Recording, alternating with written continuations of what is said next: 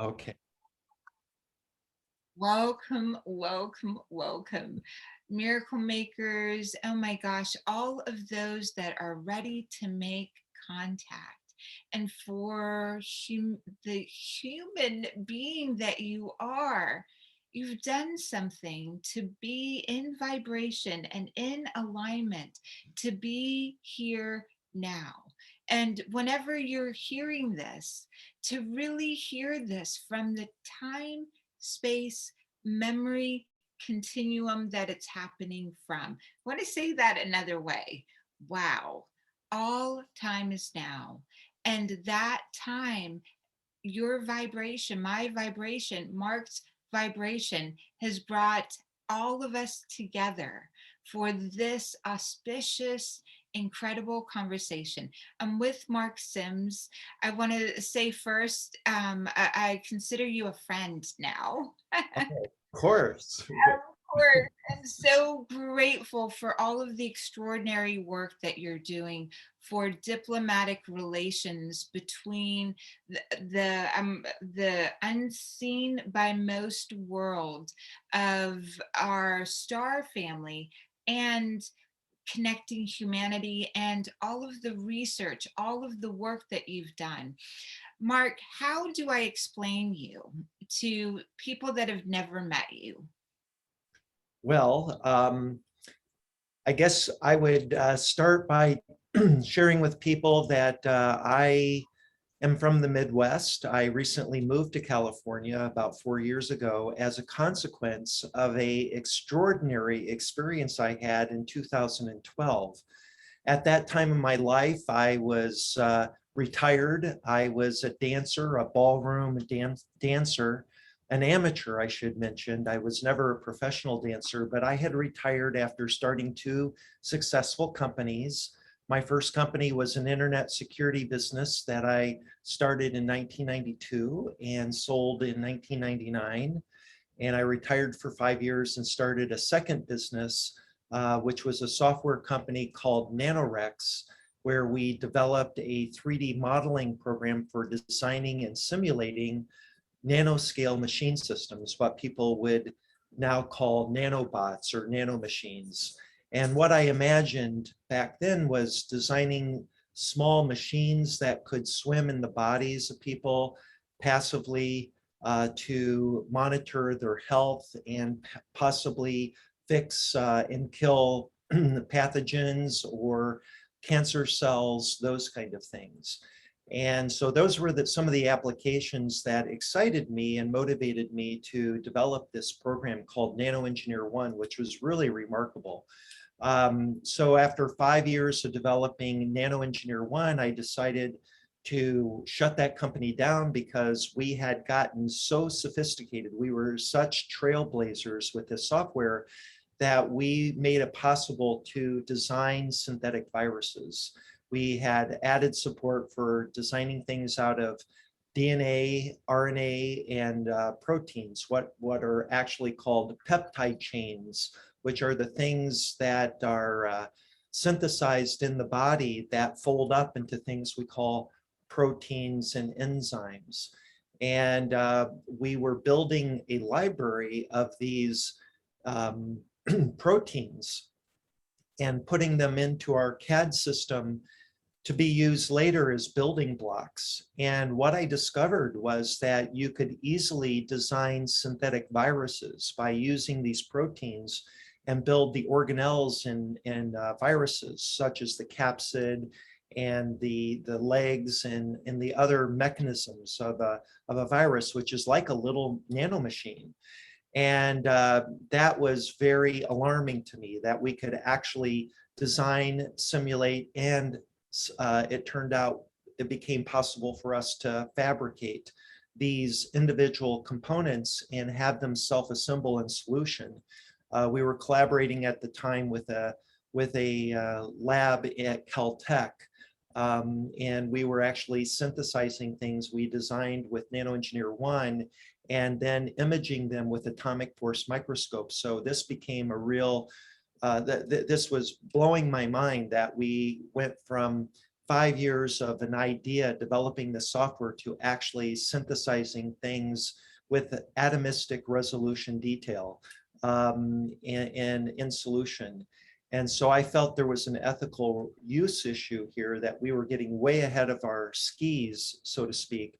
So I shut down the company voluntarily because I was worried that this software could get out there and a budding college student or anyone really could design these things and they might get loose in the wild.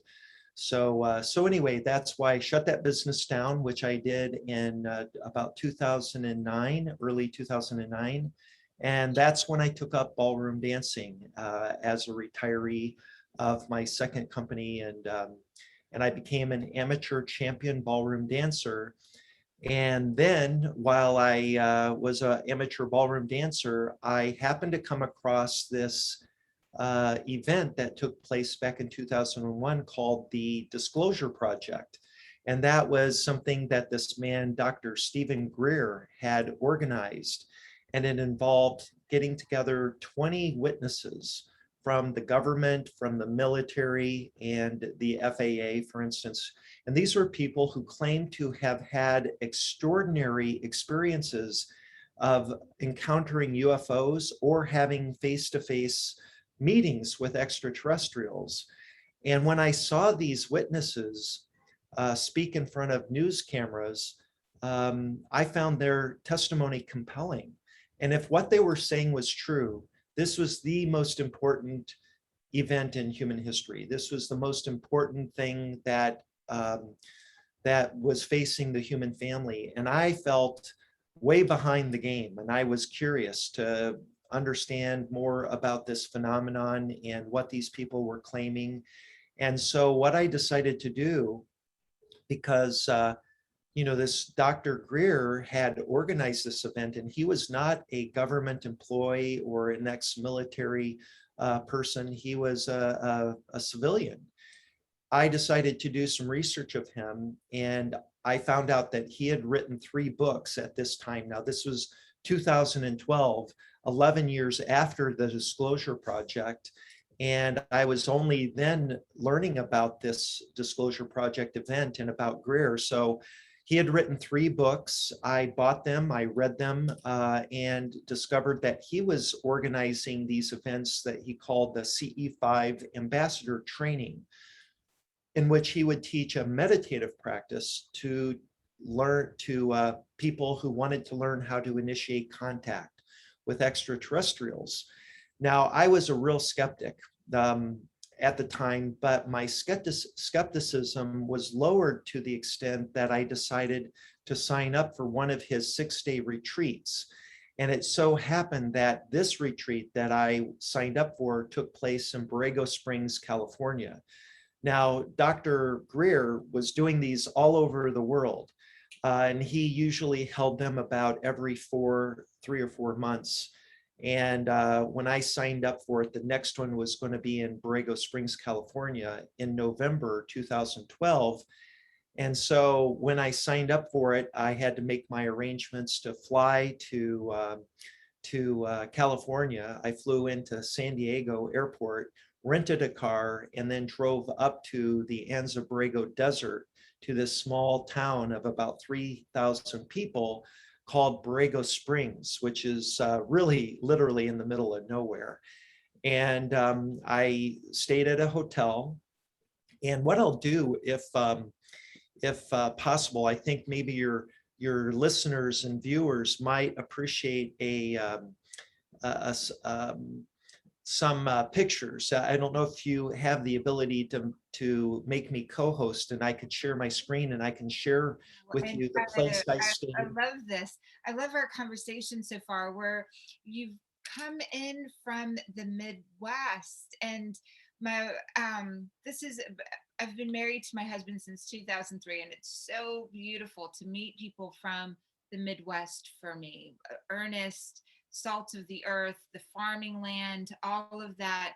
And then, and I see that avenue so beautifully as, if it's not right, you let it go.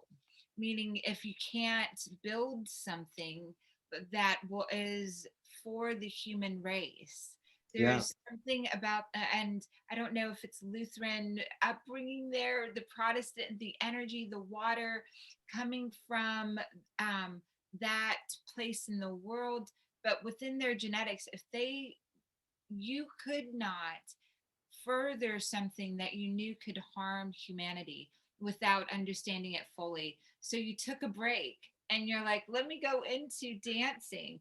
Let me go into this other area that I'm interested in, and to dive from that, cultivating the space inside your own protein meat suit, your own intelligence, right? Right. That old saying, I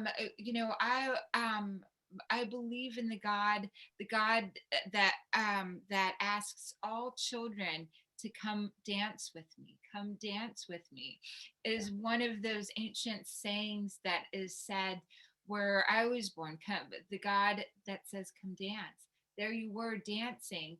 And Yeah. that dance, the way that I see it, invited in this higher intelligence, this higher possibility. And so, and I think you should see if you've got ability to share Okay. Let your, me, and so you should be able to share your screen.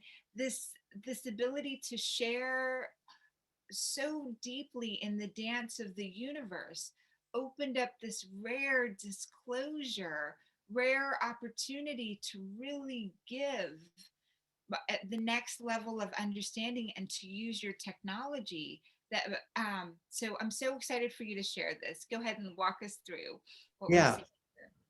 So real quick, I'll just show you these few slides where you can see where I stayed at this is the Indian Head Peak right here in the Palms of Indian Head Hotel, where it was the place that I was staying in Borrego Springs back in 2012. And this beautiful hotel has a rich history. It was built in the 1950s, and you know, these Hollywood stars like Marilyn Monroe and Clark Gable and many others, Bing Crosby, would fly from Los Angeles, and there was a landing strip just about where this sign is, and they would, you know, get out in the middle of nowhere and stay at this hotel, which has a beautiful pool, swimming pool, and they would stay right here. So this is where I stayed during that 6-day retreat that Greer had organized, and my hotel room was right there. And what's significant about where I stayed in this hotel room is that when I saw this craft that materialized above our group in 2012 above us, later that night, I went to my hotel and I couldn't sleep. And I was in this room and I began meditating. I decided that I would try to meditate. And, uh, and what happened during this meditation is I had this visceral experience in my third eye where this blue light began forming. It appeared like a foggy whirlpool of light, like pinwheels and kaleidoscope. And then that began to get brighter and coalesce into a very bright, well-defined sphere. And then these rings of light came into it for about a minute. And then when that stopped, this sphere of light began morphing into a humanoid figure. And it was just there, persisting in my mind's eye, looking at me, in effect, standing in front of me. And for about 5 or 6 minutes, I kept my eyes closed until finally, because it was just standing there, I opened my eyes, and standing at the end of my bed was this being. These are, I just want to show your viewers real quick where this was. So this is a bird's eye view above the area where we did our fieldwork site. So this is where Greer had rented an Airbnb, And there were 25 of us meeting every day at that location in the lower right. And then the field work site, this is where we would go out into the desert at night and do our group meditation. And so, so you can see these three locations are within a quarter-mile of each other. And the Palms of Indian Head Hotel there in the center bottom was where I was staying. And so when that night of November 15th, 2012, we saw the craft. The craft appeared above our group in the fieldwork site at the top. So at about 1 o'clock, we would end our fieldwork meditation, and I went back to my hotel room, and that's where I saw Tejbar. But here's the craft. This is the object that appeared above our group. And if anybody is aware of Buckminster Fuller, he is famous for this geometric figure that we call the geodesic dome or geodesic sphere. And behind me, this Amanda Sage art includes these geodesic domes that were made famous by Buckminster Fuller.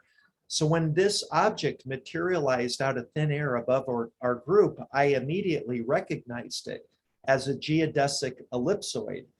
And it was just beautiful. And it was illuminated from within by this divine green light. And it had this corona around it, this halo of light that was otherworldly.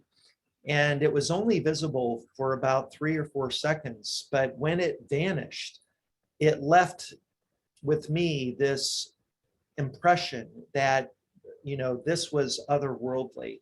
This was not man-made. This was clearly of a higher dimensional nature because I saw it materialize slowly out of thin air. And then just as quickly, it dematerialized and left me with this, you know, answer to this burning question I was there to answer. And that was, are they real? And when I realized that they are in fact real, it shifted my consciousness from, you know, this question, are they real, to yes, they are real and they are right here. And now I wanted to know, who are they? Why are they here? Why are they so aloof and reclusive? Are they, you know, friendly? Or what's their agenda? And so these were the questions that I was ruminating with in my hotel room later when I was in bed. And after meditating and having this visceral experience, I then opened my eyes, and standing at the end of my bed is this light being. So what you're seeing here on the left is a pencil illustration that I drew. It was the first illustration I drew of this being that was at the end of my bed. And later I did this Photoshop illustration on the right. And what you'll recognize is that on the right illustration, this is clearly a non-physical being. In the pencil sketch, it's not as obvious that this is a non-physical being. It was a being made of energy or light. And I could tell because he was glowing, and I could see through parts of his body. So if you look at the torso, there's a hint of being able to see through his torso, and the curtains of the window he was standing in front of could be seen. And so this made it very obvious to me that this was not physical. And he was scintillating as well. He was glowing, and these little sparkly light, things where he looked all sparkly. And he had these eyes that were very clearly well-defined in his head. And he had what appeared to me at first to be pupils, these weird pupils. So when he was standing there at the end of my bed, and I'll just give you this illustration. I hired a professional illustrator who I worked with for about a month. And through many iterations, this is the actual rendering that he came up with that really captures perfectly what I was looking at standing at the end of my bed. And this is the mock-up for my art, for the art that will become the cover of my book, Tejbar, Making Contact with a Celestial Being. So what I want to point out is that there was no nose or mouth or ears that I could perceive, but his eyes were quite prominent. And in his eyes were what appeared to me to be these U-shaped or C-shaped pupils. And as he stood there, and I was just, watching him very intently and waiting for him to do something, either to move or to, go away, because, like it occurred to me, like the craft that we had seen hours before, I thought maybe since he was non-physical, he might just disappear. And so what I was really interested in for the first few minutes of him standing at the end of my bed was burning into my memory what I was looking at, because I'm a decent artist and I wanted to be able to illustrate what I was looking at. So I was just watching him very, very carefully and burning into my memory what I was looking at so that I could draw a picture. And then finally, when I figured okay, I can draw this, there's no doubt that I've got this burned into my memory, I then gave him a greeting that I had also practiced before beginning my meditation, because it occurred to me that this sighting that we had seen hours before was such a major sighting, because this craft was so big, and for me it was right in my line of sight. I just felt intuitively that this was a very significant sighting, and they might be monitoring us, each of us in the group, to see how we would react. And so I felt that possibly if I sat up in my hotel room and meditated, maybe I could summon one of the pilots of this craft into my hotel room. Now, I was very, my thinking was that it was unlikely, but I wanted to give it a try. And I wanted to show that I was very welcome to this experience and I wasn't going to freak out or be afraid. How did one greet? So how did you greet him? So I decided before I meditated that there were three things I would want to include in the greeting. Number one, I wanted him to know that I was honored and very grateful for an extraterrestrial that would make time to spend with me one-on-one. Was a great honor. And I wanted to make sure that the gratitude was presented very respectfully. So that was the first part of my greeting. The second part of my greeting is that I wanted it to know that I desired a relationship. Now, Greer and some other people that were at this event claimed to have had contact and developed friendships with these beings. And I, at the time they were telling me this, I was quite a skeptic. But when I saw that craft, suddenly I realized that maybe they were right. Maybe they were telling the truth. And wouldn't it be wonderful if I could establish a friendship with an extraterrestrial being? So I wanted that intention and desire to be known in this greeting. So that was the second part of my greeting. And the third part of the greeting, which was something that I felt was extremely important. And in fact, Greer had stressed this earlier in the week, that if we wanted to have a face-to-face contact experience, it was important to let them know that you gave them permission to show themselves. So I felt that was important to include in this greeting, that I gave them permission. But of course, I wanted to make this condition of showing up unconditional. Now, I'd also heard stories from these contactees claiming that they had, after making contact, had been taken on board ships, on board their craft. And so I wanted to make it known that I gave them unconditional trust. You know, I was trusting them unconditionally, and they could take me anywhere. So that was the gist of it, this third component.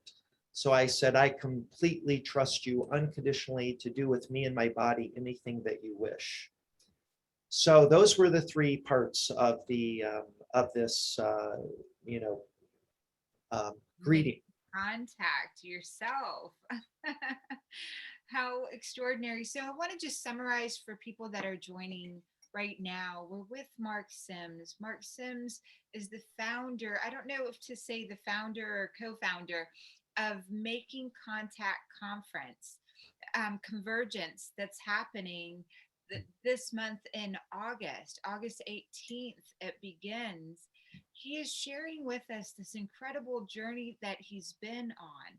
I know a little bit of the backstory, and he shared a little bit right now so far. He began in the Midwest, growing up there, scientist, researcher, Harvard graduate businessman, an extraordinary being that, like, it's an incredible. Buckminster Fuller, one of my great influential teachers early on, started learning from him. You went on, you discovered proteins and protein synthesis and alignment. Smaller than a virus is, I'm just going to say prions, tinier proteins, tinier than viruses, the nanotechnology that you learned. And that nanotechnology you understood could be used for harm. So you shut that down and you went on to find another interest, became a did you say professional or No, I became an amateur ballroom an dancer. amateur ballroom dancer. And I just happened to know that during this period that you were also chanting or connected with the Hue frequency and Right. Ekankar frequency, because I want to jump back to that conversation. At some point, you're doing your protein work, your research, developing companies, getting a business degree. You're an amateur dancer. 2000, early 2000s, you're invited into becoming a Making Contact and learning about the star family. So I love Right. this. Oh, Yeah. Let me just show people to kind of really get an idea of what I was doing back in Michigan with NanoEngineer One and my company Nanorex. We were developing, um, designing things in 3D on our software called NanoEngineer One out of DNA and out of peptide chains, which are the chains of amino acids that are synthesized in the cells of our body with the organelles in the cell, like the ribosome, for instance, and tRNA and messenger RNA and the DNA in the nucleus of the cell. All this machinery is what makes us human, what builds the proteins that are the building blocks of our body and the enzymes. And so we were using our CAD system to design things out of DNA and proteins, and then simulating the folding of these proteins into their final form, which are the proteins from these long peptide chains made of amino acids. And Mark, I these, think the yeah, reason that it's important to understand this, that you understood the nature of structure as it creates at the smallest level, where nature aligns and where it doesn't align. Where, and I think that's a very, very important thing. When you start thinking of how nature is organized, it's organized in a perfect mathematical equation, and in these beautiful patterns, and DNA and RNA, these patterns once you break the technology of them, can be utilized to develop whatever it is, the one that sees the pattern and can replicate it, can use that pattern to generate any form of matter. Well, any form of life, I would say that what we really were getting into was creating a 3D CAD system for designing life forms, and life forms at the very fundamental, smallest scale. So the simplest life forms are viruses. And what I realized as we were adding support for proteins and peptide chains was that we were, making it very easy to design and synthesize viruses. Like the coronavirus is made up of millions of individual proteins, but there are only a small set of those proteins. Let's say 50 different variety of proteins go into making one virus. And in this technique of synthesis of the proteins, you can, in a one-pot reaction, multiply the proteins to create billions and trillions of them in solution, and then mix them together with the other proteins that make up a virus. So let's say you have 50 one-pot reactions with each of the individual proteins that make up a virus going on in those 50 experiments. Then you take an eyedropper and you select one sample from each of those 50 experiments and put them into one petri dish and mix them together. Those 50 proteins will self-assemble into a virus. That's how simple this is.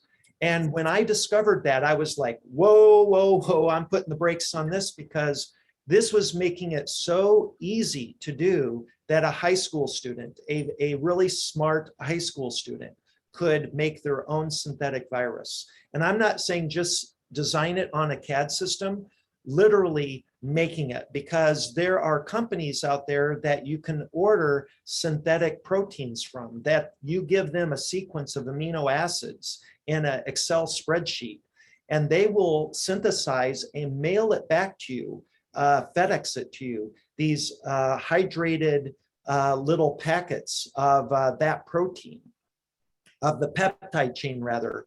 And you then take that sample, it looks like a little white film, and you dissolve it in distilled water, and you add some magnesium salt and some other things that activate the protein and cause it to fold just right into the final form. And once it forms into the final form, you have your protein.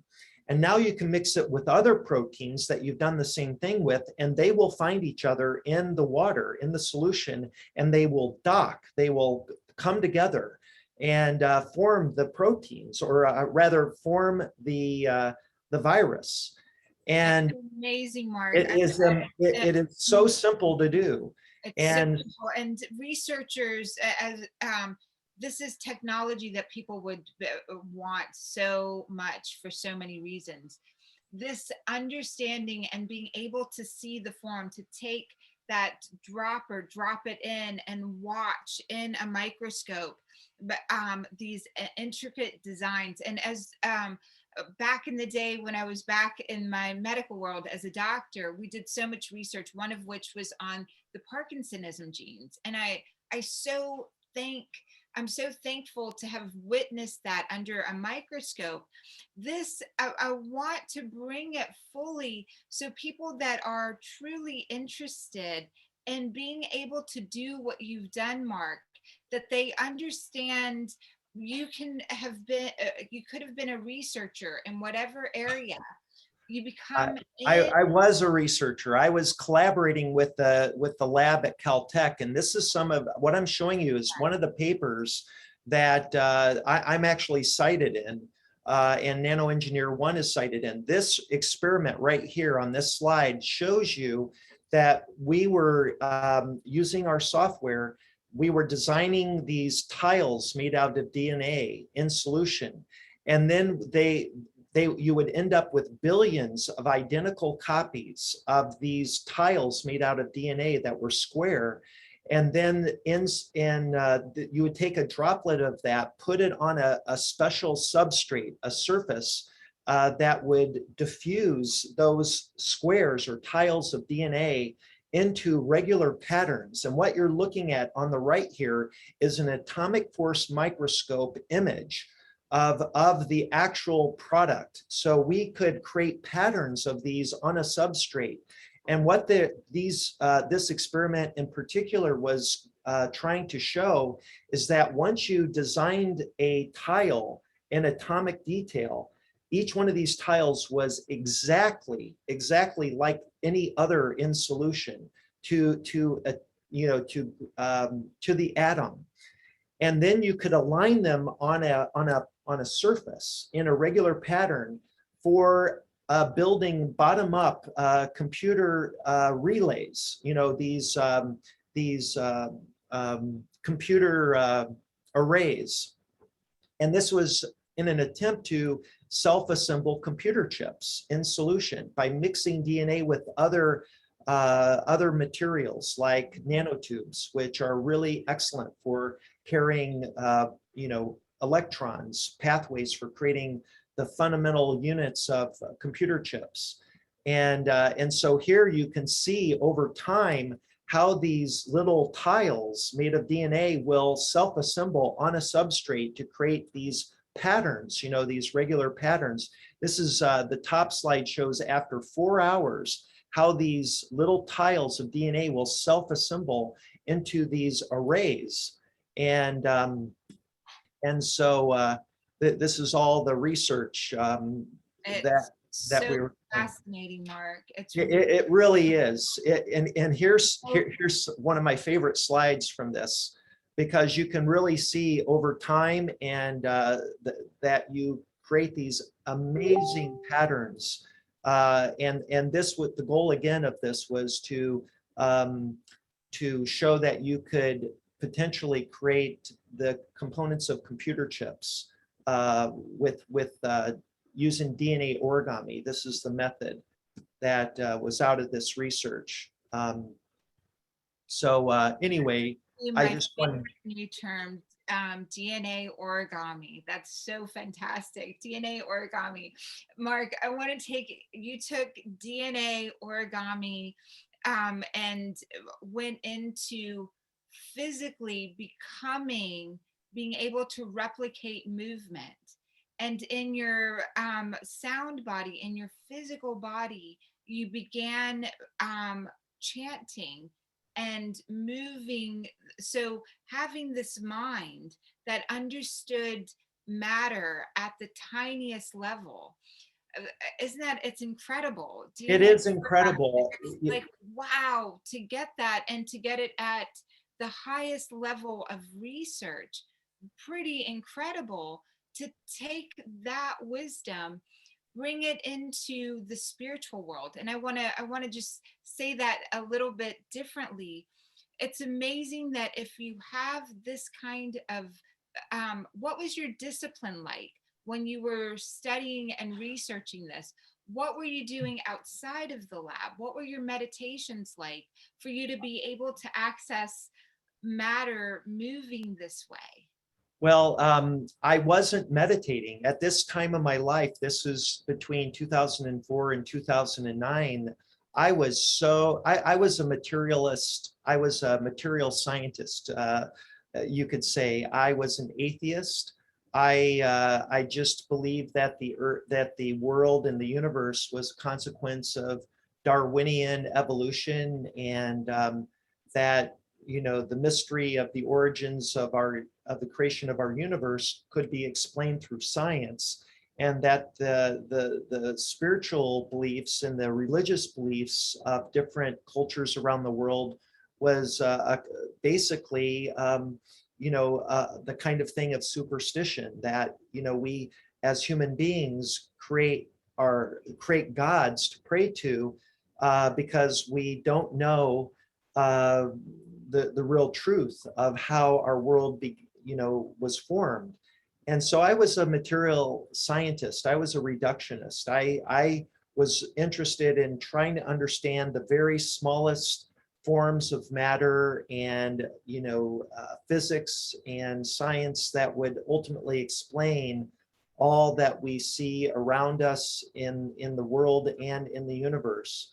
And so As you're sharing that, you share it in the past tense. I that's right. was that. And so what are you now? I am a spiritual scientist. So as a consequence of my contact experience with Tejbar, I spent 13 days fully awake, able to ask him any question I wanted.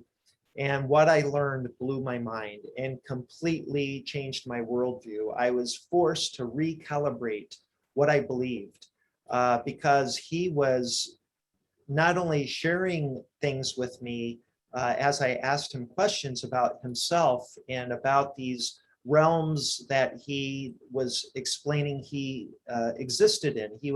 I asked him, I said, where are you from? And he said, I'm from Earth. And I said, whoa, you don't look like any Earth creature I've ever seen. And he went on to say that he was once human, that he lived roughly 3,000 years ago. And when he died as a human, he ascended to a place he called the astral realm. And I'm saying, well, after asking him more about this astral realm, I said, this certainly sounds a lot like the Christian concept of heaven. And he said, yes, indeed, that is what the Christians would call heaven, but it's much, much more than you can imagine, than what the Christians portray in their literature and in their culture and religious beliefs. And so he went on to explain to me the way that we evolve consciously from simpler life forms ultimately into human consciousness, the human being with a human experience, and that it turns out we continue this process in these major stages of conscious evolution, and that he 3,000 years ago had gone from the human consciousness stage to a higher consciousness stage. And he described that to me and explained that this was in my future, that we as human beings will eventually meet the criteria for ascension.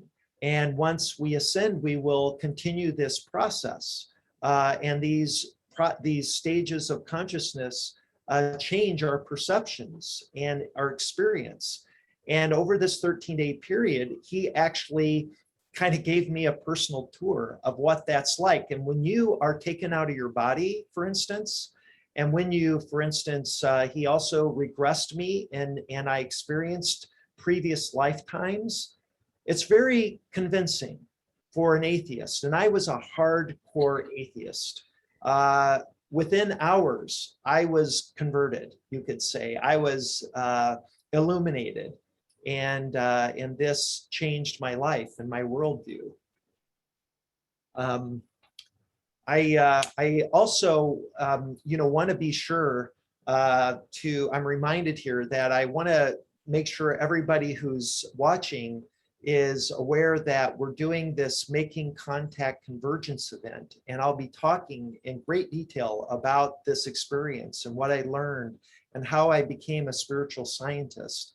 And one of the things that I have felt called to do is to share, not just share my story with people like you, Dr. Larson, but to create a environment, a 3D virtual world. My background is in computer graphics. That's my formal training.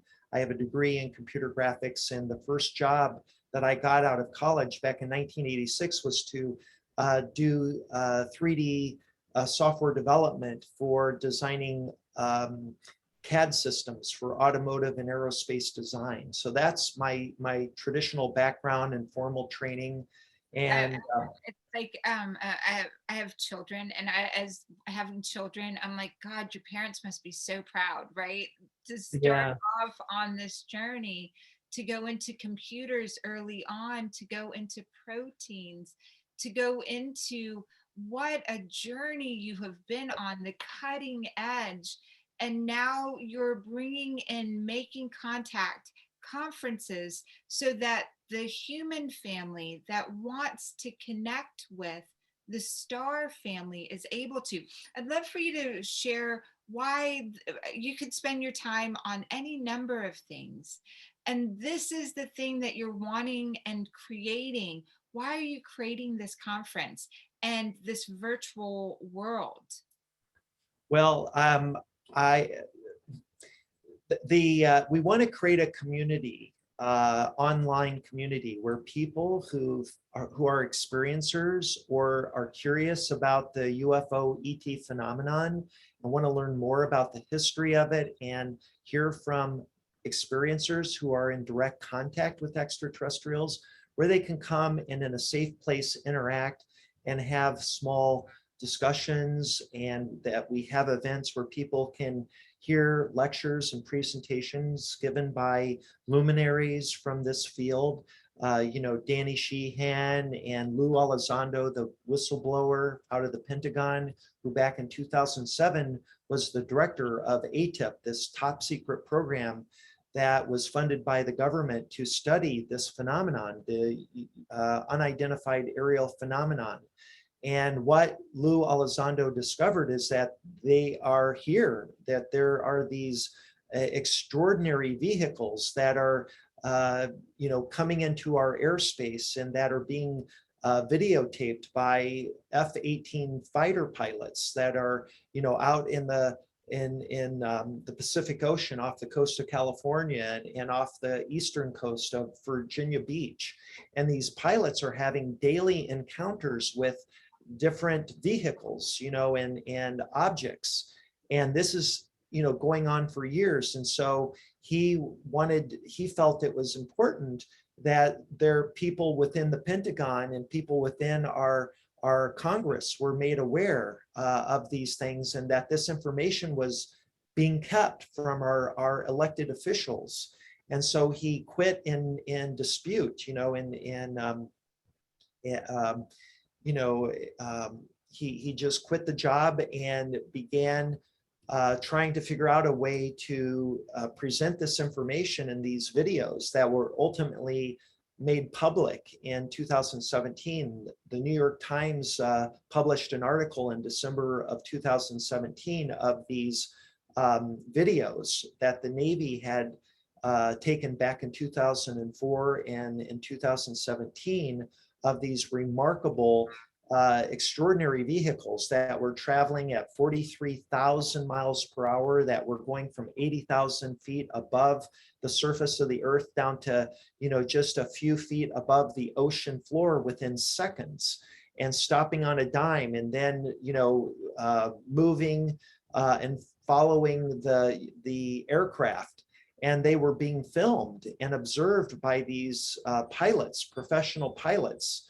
And so this story came out, and it broke the story that Lou Elizondo wanted to, try to get released. And so he went through the formal channels. He got approval and was able to get these 3 extraordinary videos released to the public. And since then, we've been on this,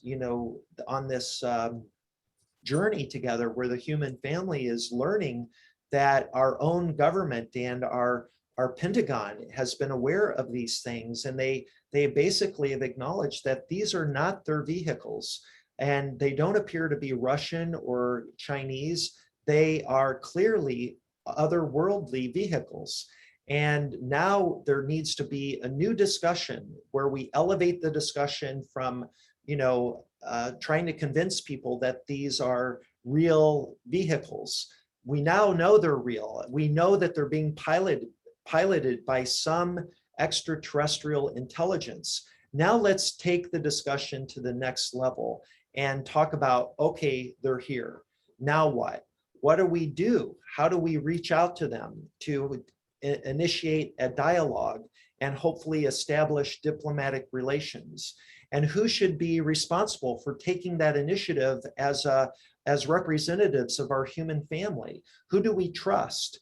And clearly, you know, the Pentagon and our own government isn't necessarily the right institution that should be responsible in taking a lead in this. We need to establish a citizens diplomacy initiative, a formal group of people that can come together that represent, you know, the best minds from our world, you know, the best scientific minds, the best academic minds, the best political people that, you know, have retired, but we need that expertise of diplomacy to bring into the conversation and have a transparent discussion where anybody who's interested in this topic, who feels that they have something to offer, whether they want to add to the conversation or just observe it as this conversation evolves. This needs to take place in a location that allows anybody to participate, regardless of their location on the world. And so we built the Making Contact Campus, where you can create an account and develop a custom avatar. And I'm going to show you what that looks like. I'm going to launch this application and give you a tour. It's so exciting. It's like it's the stuff that childhoods are made of. All of our imaginations being in outer space, connecting, making contact, and then finding others and learning completely. How beautiful. So this is a program that you download from our makingcontact.com website. And you will be given an account and a password, and you log in. And so this is the first screen that you come to when you log in. So we're coming into the world, the virtual world. And where you end up is in this place we call the closet. And the closet is where you can customize your avatar. So this is my avatar that I've customized. And you can look at it from different angles. And you have a menu here on the left where you can change the different attributes of your avatar. I can change my hair color. I can change my hairstyle. So you have all these different hairstyles. And so I'm going to go back to my normal hairstyle. So when I go on campus, people can recognize me. I can, you know, add glasses if I want, eyewear, and I can change the color of my glasses. I can change my eye color. So I can have green eyes, hazel, brown. I'm going to go back to blue eyes. So I can have a mustache or a goatee, a beard. So there's some different mustache styles that you can select from. You can change your skin tone. And so you can really customize your avatar and your attire. So here I can change different, you know, attire. I'm going to give myself a turtleneck here. And you have different ties that you can do here. And you can change, you know, bow tie. Are there people inside the application right now? I don't know because I haven't logged in yet. But let's go take a look. I like this avatar actually, so I'm going to keep this and go into the virtual world. These are the locations that I can teleport into. I'm going to go into the Cyberspace Lounge. This is where we have most of our ticket holders that have bought a ticket to this event come to, and currently there's no one here. I know that because in the upper left-hand corner, I can see there's just my name here. And so I'm in here alone. Now this has all been- Can I go in today? If I signed up, could I be on campus today? Yeah, you can sign up right now and create your avatar and teleport in here. And you and I could even continue our interview inside the campus. That's so fabulous. It's so cool. So we've decorated this campus, this room rather, to help people check out the room. We have a tech support 24-hour tech support number here. There's the phone number, and you can text or call this number for help if you have any technical problems. We have these tables where if you sit down, you can have a private conversation with the people that are at the table. So this blue area denotes a private space where anybody sitting outside of or standing outside of that blue area is not going to hear the conversation. And I'll just take you over here real quick. We have this amazing art that our dear friend Malcolm Carter has curated and developed to decorate the lounge. This is just beautiful artwork hand done by various artists that populate. Where I am behind the picture. I can step. Is that music? Is that music from the application? It is. So this is the ambient music that we're piping in here. And you can actually turn it down. So it's a little loud right now. What I can do is, let me see, there's a way to leave in preferences to turn down the environment sound. Where I can disable. Let me see. It's so fascinating. And so there is art on campus. Are there lectures right now, or do the lectures come in with the conference? The lectures are going to come in, and they're going to go. They can walk around campus, but they can also go to other places and have conversations with people. So I'm right now teleporting to the welcome area. This is when we go live and open the campus to everyone on the 11th. So this is Wednesday, and this is where people will be teleported to when they come in. So there's a kiosk behind the welcome area where they're greeted with signage that will tell them what's going on. So we'll have our schedule published here. And we also have these links that when you click on them will open up your local browser to show you the daily schedule and the list of speakers that we have. So basically in 2 days, this is live, the launch. We could go in and make our avatar now, today. We can go in and get familiar with the campus. So when the schedule comes up and we can walk throughout, look at that. What a campus. Yeah, it's a really cool place. It all takes place on this virtual island. And here are the menu, the go-to menu that you click on here, are all the teleport locations that you can teleport to. And here, I just want so this map, which we have throughout the campus, tells you where you're located. So here, right now, we're at this location number 1, and you can teleport to all these other locations. We have 14 different locations. We have an expo hall here that's on its own island. We have a beach like number 10. We have the auditorium number 3. So we have these 2 skyscrapers that have all these offices and conference rooms and classrooms. And the classrooms are where we can hold virtual classes. And this is going to be open 24 hours a day, 7 days a week. And anybody who wants to have a private class or lecture can come here and deliver a lecture to a small group. And they can do this for free, or they can reserve the classroom and password protect it. And only the students or attendees that pay a fee or have the password can come into the classroom to take the lecture that person or presenter is giving.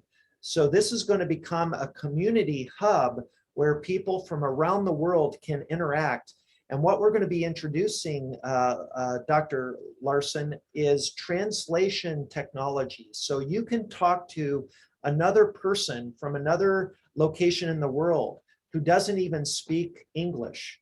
And the translator will dynamically change the language on the fly into your native language. So you can have two-way conversations with a Chinese person that speaks Mandarin, or somebody from France that only knows French. So we are really taking this to the next level and doing something that's never been done before. And this is my calling. This is really the outcome of my relationship with Tejbar that's now been 9 years going. And this has been guided by his suggestion and tutelage. This is the welcome desk where we will have volunteers sitting during our conference to help people that are, trying to figure out where to go. Like if they need to be directed to the auditorium when a presentation has been being given, somebody here can say, hey, that presenter is going on right now in the auditorium, and they can direct them to the auditorium. So here's the auditorium right here.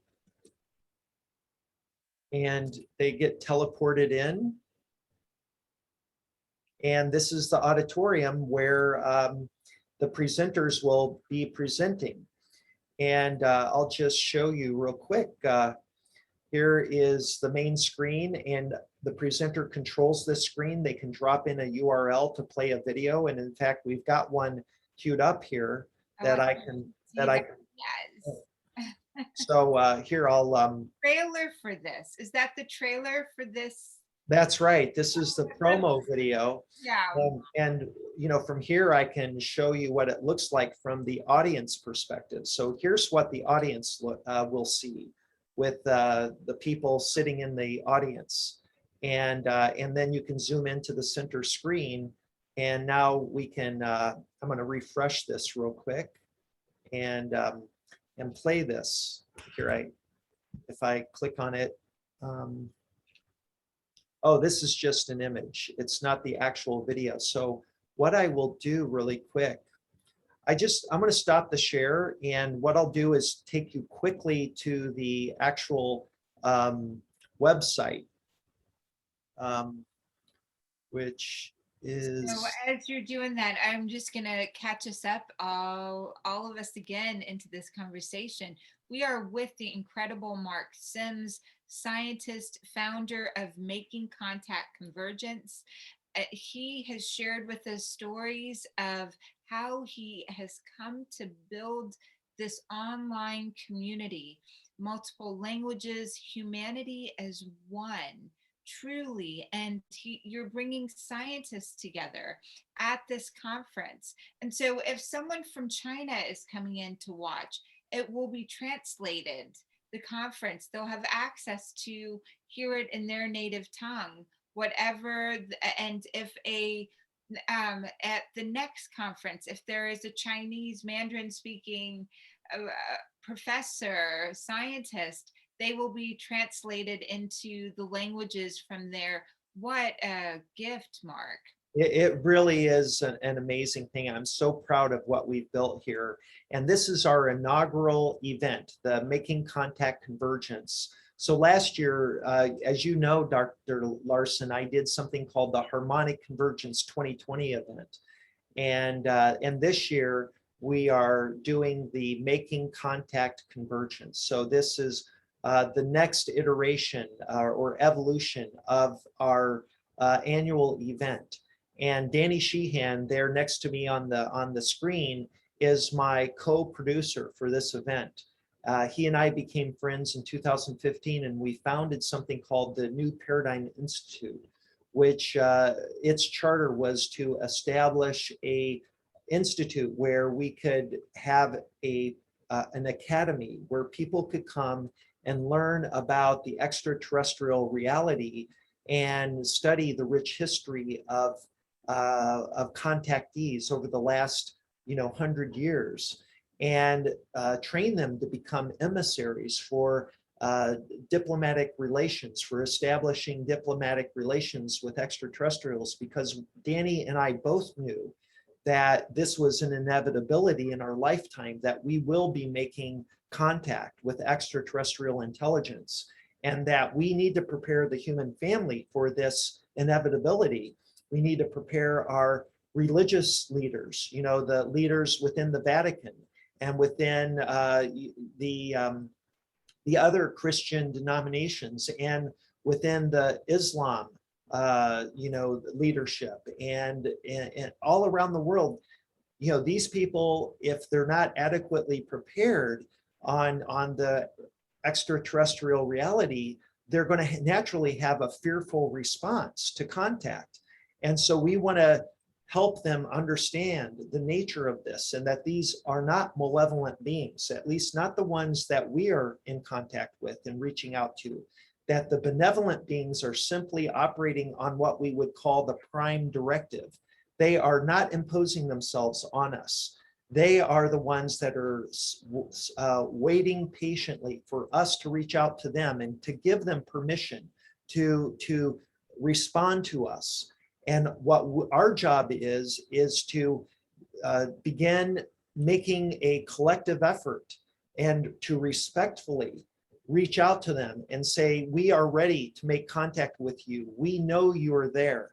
Please respond. And this process has actually begun, you know, decades ago with people like Greer, who've done the CE5 protocol. So this has already been going on, but what we're trying to do is taking it to the global stage, where we can organize, synchronize these meditations with a group intent, where we are, as a human family, representing all the different nations of the world, collectively reaching out to our star family and in peace and in unity, and asking them to respond by showing themselves in the skies. And they will do that. We've proven this time and time again. But what we're trying to do is do it on a global level. So when they do respond, they will show themselves in the sky from horizon to horizon. And anybody who's participating in that will know that they've had a hand in making this happen. And those people that are not, you know, aware will know, you know, they'll be aware that there's something happening that's life-altering, that's global in scope, and we will have the answer for them. We will be the ambassadors for those people who are just learning for the first time that we're not alone, that these are benevolent beings that are reaching back out to us because we took the initiative to make contact with them. And so this is how first contact is going to happen. And the news is going to cover this because they have to, because this is going to go viral. People are going to see this and people are going to say, what the hell happened last night? What was that all about? And all these videos are going to go viral. I love the intent that's here and very, very present for each person to make contact themselves. Many years ago, out in the desert, with a phenomenal physicist. He was sharing, this is prior to 2012, he had shared that there was an adopt-a-family, just like there's adopt-a-family when we adopt someone in Africa or even in the United States, Big Brother, Big Sister program, that the aliens, he had made contact several times, and aliens had an adopt-a-human program. And if there was something that ever happened on Earth, that the humans are already adopted and able to be, so I think the best thing, Mark, you were a skeptic and you asked for an experience. It manifested for you. And so to hear about it on the news or to hear about it outside anywhere now is just like, oh yeah, of course. I believe disclosure has happened on the 144,000 people, or what I call the 100 monkey, right? When 100 monkeys on an island learn how to wash a sweet potato with rice. Right. given to them, then all the rest on nearby islands, and then through the collective. I believe that's what we learned in Egypt. What the walls and what's being shared there is how to create that. The ancient Egyptians created all of that with, and I love that you're scrolling through all of these names, all of these people. The ancient Egyptians lived in peace for thousands of years with crocodiles and hippopotamus and all of the other living beings on earth, because they understood the phenomena. They would train or live in harmony with the best crocodiles and the best hippos and the best birds, and then they'd send the best of those out there. With humans, but now this organization of connection and that disclosure that's already occurred, now here is leadership to help us understand how to make direct contact ourselves, or Right. how to educate our leaders, how to choose our leaders that bring forward diplomatic relations with Right. And, those beings.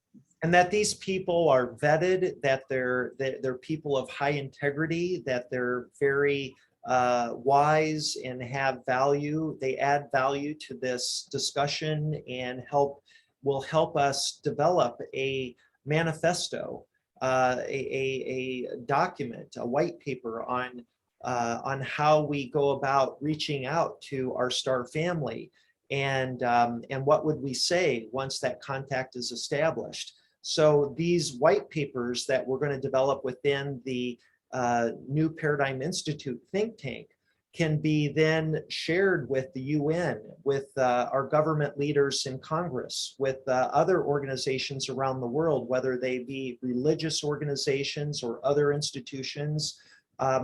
They're going to be, really potentially caught in a situation where they need answers quickly. And we want to have prepared these peer-reviewed white papers on the best techniques and practices on how to establish diplomatic relations and how to do this in respect of our star family and other cultures around the world. Because frankly, this is a global initiative. This is not just the United States. This is other countries and nations that are going to want to reach out. And from the extraterrestrial perspective, you've got to imagine that they aren't wanting to deal with just the United States or just Russia or China, but they want to see us come together as a human family, collectively in unity. And then once that's established, we reach out to them, right? So this is really, really important, Dr. Larson, to emphasize what we're attempting to do here, among many other things, is to establish a think tank called the New Paradigm Institute, and it will have a virtual facility on the island. And there we will have a faculty and these luminaries and great thinkers from around the world that will come and meet and develop the ideas and strategies for establishing bilateral contact, and do this with that this is going to happen on a global level. We're not doing this for the United States. We're not doing this for the Europe. We are doing this from an international perspective. It has to be. And because we believe that's one of the prerequisites for them to respond. They're not going to respond if it's just a Western culture or a United States initiative. This has to be multicultural, multinational, and international, cohesive, unified initiative. And that's what we're going to be doing for the next. So this is our inaugural event for this discussion. We won't have all the answers, but we do believe we have some of the key questions that we anticipate that the extraterrestrials would have of us, or expectations they would have of us, if indeed we are going to reach out in peace and in a sense of brotherly and sisterly love. We need to, do this and really put a lot of thought into it, and then integrate that into a formal, CE5 initiative, into an initiative where we establish contact, where we initiate contact. Where we initiate contact. It's so beautiful. I want to show you, I would love for you to show the people on the screen. You scroll through their bios. If you could tell us why each of the speakers was chosen or connected with. Yeah, well, the first one here on the list is my very, very good friend, Jimmy Blanchett. Jimmy is a chemical scientist with an extensive background in electronics and radio engineering. He actually was born and raised in Quebec, Canada, and on a farm in northern Quebec. And so he was, while a child, got interested in amateur radio and began building his own radio station and antenna system, because he was so remote, he didn't have very many friends. So at the age of roughly 12, 13 years old, he got his amateur radio license, and he began making his own equipment. And this has been a lifelong passion and hobby of his. And he developed something called the TARP antenna. It stands for Triangular Array Rotational Polarity Antenna.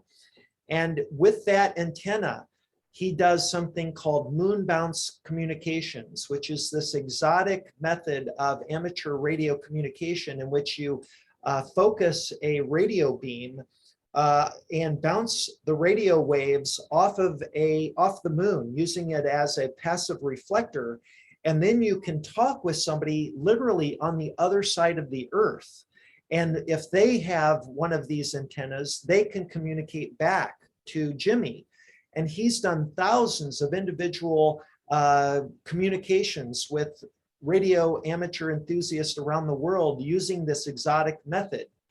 And in 2016, he had this crazy idea that just came to him to try to initiate contact with extraterrestrial intelligence by encoding a message into a radio broadcast, which he launched through his antenna, and he broadcast it throughout the cosmos, and he got an answer.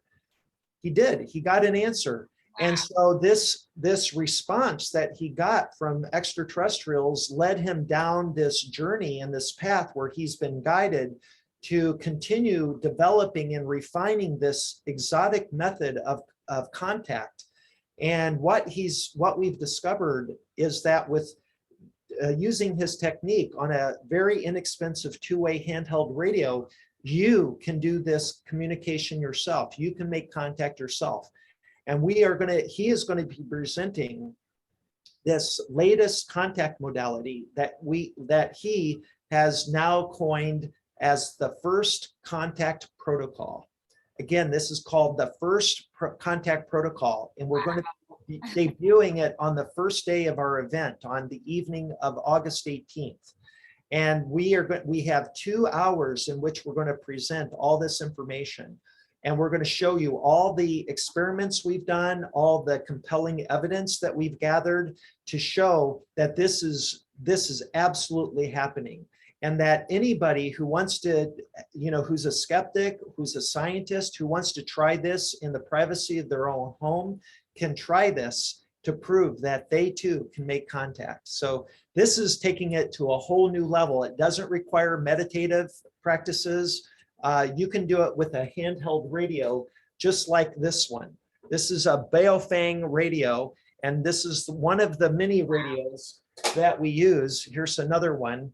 So these are 2 different models. This one costs $35. You can buy it on Amazon.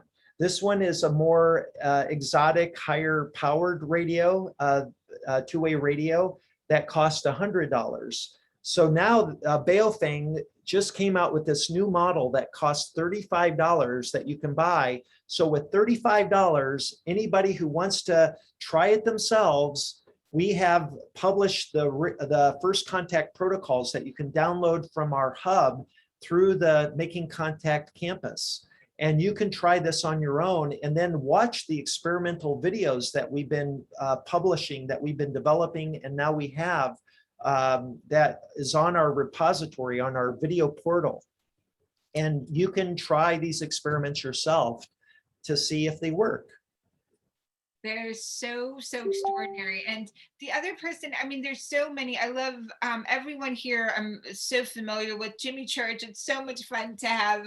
There's a great interview with you and Jimmy that's online. Adam Curry. I know I saw Danny Sheehan on this as well. Right. And Linda Howe. Linda Moulton Howe is here. She's going to be on one of our panels. And we have, Barbara Lamb, who I just scrolled past, or no, she's further down. James Garrison, a PhD from Ubiquity University, who's also the president of and co-founder of the Gorbachev Foundation. He's this amazing, PhD luminary who's going to be on our one of our speakers, in fact. Jeffrey Kripal from Rice University, who's a professor of philosophy and religious thought. He's going to be one of our presenters. Barbara Lamb is one of our presenters. There's Danny, co-founder of the Romero Institute and also co-founder of the New Paradigm Institute.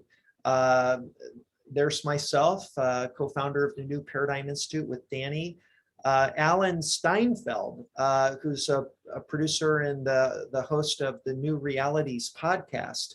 And he's a very dear friend who recently published this book, Making Contact, back on May 4th of 2020, or 2021 rather. This was the book that he launched back in Sedona. And I was there for that event and one of his presenters at that wonderful event, along with the Hertogs, JJ and Desiree Hertog, and other amazing people. So he's, and in fact, I just want to mention that anybody who buys a ticket to our event, there's also an opportunity to buy the VIP pass for $99. And I'll show you that here in a moment. And if you buy a ticket to the VIP event, which is August 28th, then you get a free copy of Alan Steinfeld's book. There's so many reasons to do the VIP, and that's one of the beautiful, oh my gosh, to have the book and to have the experience of its launch as part of the launch of this. Thank you for that. Yeah, my pleasure. Whitley Strieber from Unknown Country, this, probably the most famous author and abductee on this topic, is one of our presenters and panelists.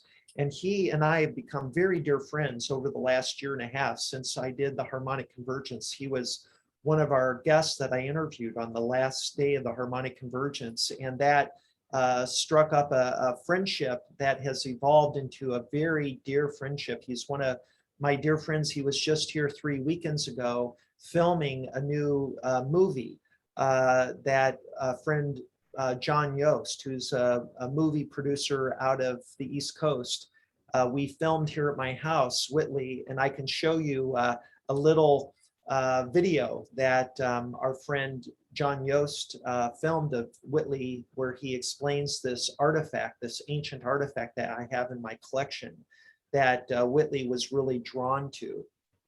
That's so phenomenal. Thank you, Mark, for sharing this. And I'm so excited to, I'd love to see the artifact. And part of it is because of the astrological alignment and what happens. I'd love to see that artifact. And while you're grabbing that, I want to show you for anyone that's, I'm going to put this in the biblical or reads any scripture or anything, there's always a mention of angels or higher being or the ascended masters coming in. And so as a child, as I've always connected with angels, and I have a series of pictures of angels. So Mark, so you're grabbing that artifact, and then I'd love to bring up this picture of an angel that I took in Sicily. Again, I have tons of pictures like this, but this is one, this was on September 8th, right after we were in, I was leading a retreat, and this incredible retreat that I was on in Italy, Sicily, Italy. There was an accident, and our bus was sitting with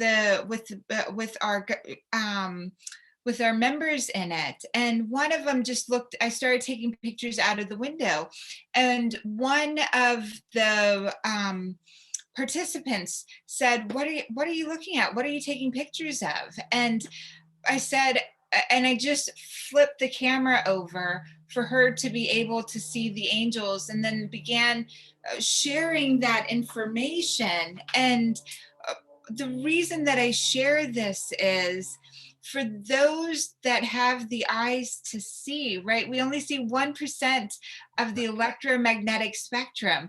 We only hear that 1% until you make yourself available and you ask for the experiences. And we are with Mark Sims. We're talking about making contact. There is a campus, a convergence campus that you can go to have conversations like this, to be able to share in any language with anyone what your experience is, and to bring in, and on August 18th, to be able to interact with and hear from leadership that has been vetted and is in integrity for diplomatic relations, for full disclosure, for you to be able to see and experience it for yourself. And so, Mark, I'd love to see your when that comes up. Yeah, absolutely.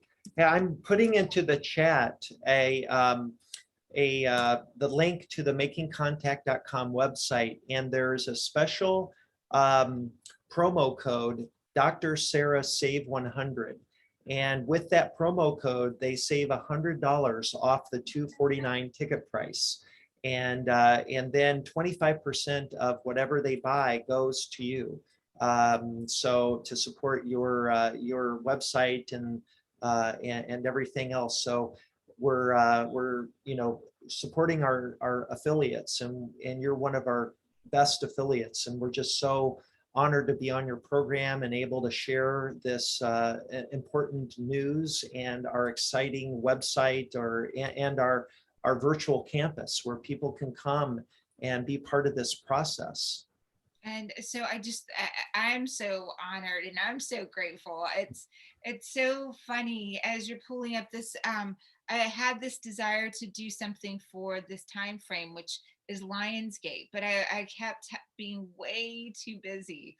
And then our mutual friend, Maura Hoffman, calls and says, oh my gosh, just about this conference. And I'm like, we've got to take the energies of this new moon, this Leo, this incredible time frame, and make sure that this is amplified through the family that is connected, those gateways, those energies, those portals. And so thank you so much, Mark. I'm so grateful you were available and we can do this. I am too. It was like divinely orchestrated for us to come together today on Lionsgate of all days. And already this day has been beyond magical. And after the show, maybe we can talk more about that, because I have some really big news that I just found out from my dear friend Jimmy Blanchett, who did a broadcast today on his TARP antenna. And he had an amazing response that he was just texting me right before we went live. And it's just mind-blowing. It's just a confirmation that there is a convergence taking place here, no pun intended, but this is being divinely orchestrated on a global level for us to make contact with our star family as a human family. So we're really on the cutting edge on the leading edge of a transformation that is going to affect every human being on the planet. And it's so exciting. So exciting. So thank you so much. And I love that there's a promo code, Dr. Sarah save 100. And so you save $100 for the tickets. And then there's the VIP experience. There is a book that you get with the VIP experience. I know I texted Maura to see if she can be on the campus with us. Oh, and so yeah. Laura is in the campus with us Okay. right now. If we wanted to jump back into the and Oh, interact okay. with her. Well, let me do that then. Oh, there she is. Here. Hi, Maura. It's so exciting. I think she pulled over and she might be at a Starbucks. Oh, So let's see if her connection is strong. Yes, I'm here. Good morning, Mark. Good morning. good My morning. beautiful Dr. Sarah. Oh God, we're here. Oh my God. Yeah, sorry for the background noise. I've got our beautiful Starbucks family tuning in with us. Oh, okay. Okay. Well, hey, I was getting ready to show a video of Shirley Strieber explaining the artifact from Abuelos de Jalisco. And so I'm gonna do that real quick. Since you have a lot of background noise there, why don't you mute yourself real quick? And then I can maybe show right here on the screen that video. So she's muted, but she's able to. It's beautiful. She and I can text back and forth until until it's shown.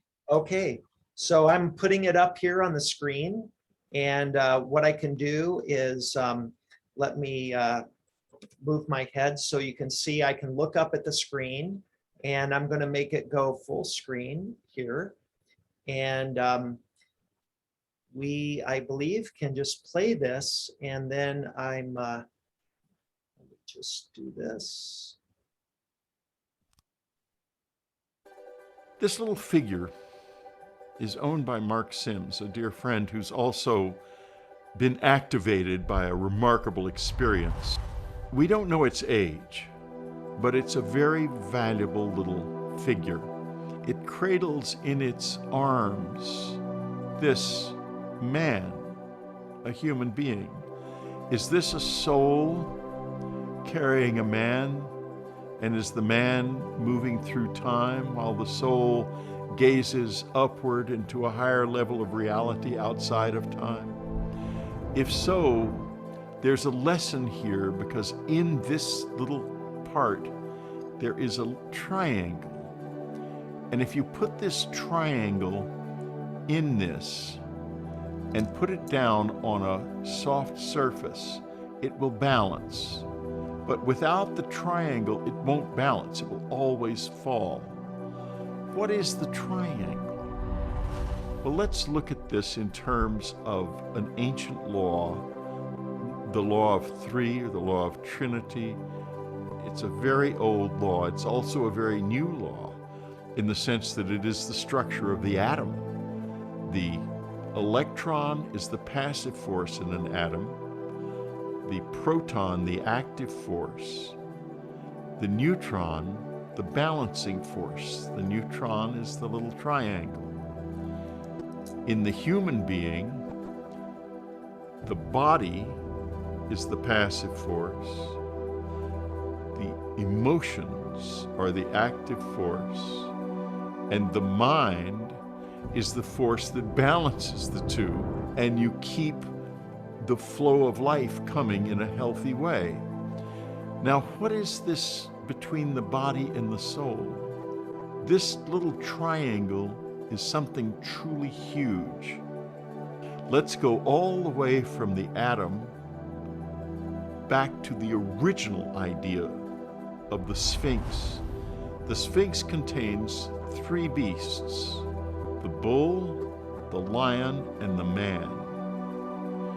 The bull is strength, It's the passive part of the Sphinx. The lion is courage. It's the active part of the Sphinx. The man is the intelligence of the Sphinx that balances the courage and the strength.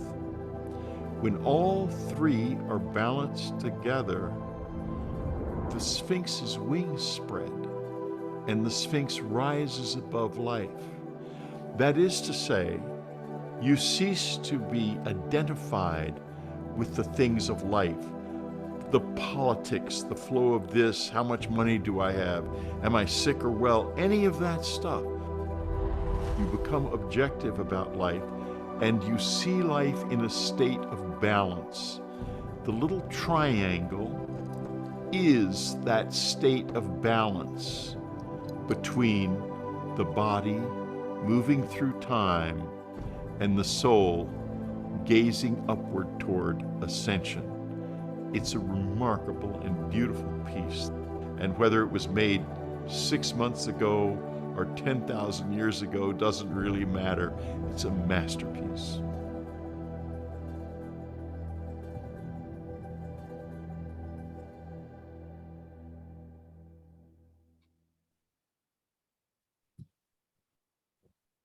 Wow, Mark, that was so awesome. And you wanted to share a video. You, Maura is able to see this video. You put it up on the screen, and real time, all of us had this experience together. Right, right. So there Maura is on screen on the stage. I'm also on the stage, but I cannot see myself right now. But You've got quite a tan today, Mark. yeah, I sure did. I was showing everyone what how to customize the avatar, and I kind of like the darker skin. That was cool. Maura is dancing on the stage. That was so fun. It was fun to see her clapping and dancing. Yeah. Yeah. So I'm going to show one other video because since you just saw this one, there's a video in which I can, here, let me click on that, where I demonstrate this artifact, which I have here with me. I'm going to show it on the screen, and I'll put it back up here. Let me go full screen here. And so this is an artifact that I got back in Abuelos de Jalisco, central Mexico. And I'm going to go here, and I'm going to demonstrate what this is one of my favorite artifacts in my collection from Abuelos de Jalisco. It depicts an extraterrestrial with a classic almond eyes holding a human head. And there's some beautiful etchings on the bottom and on the back. And it's just a beautiful piece in general, but what's really interesting about this piece is that it includes this little insert that we can place here. And then if we put it on a level surface, it will sit still.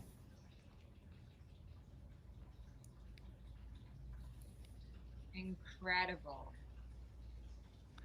But if we take out the little triangular piece, it won't stand up.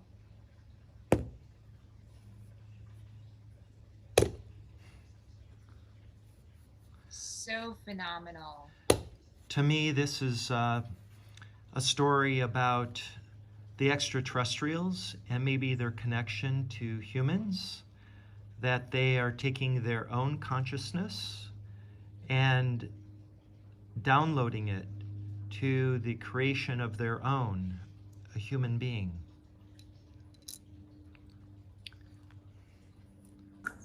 I agree, it's so powerful. Let's try that one more time.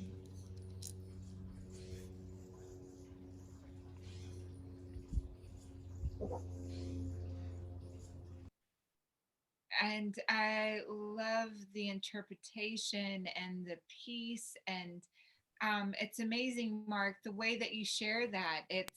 You've got a higher consciousness that you might consider your ET out of the physical form It's self. 12:23 Whoops.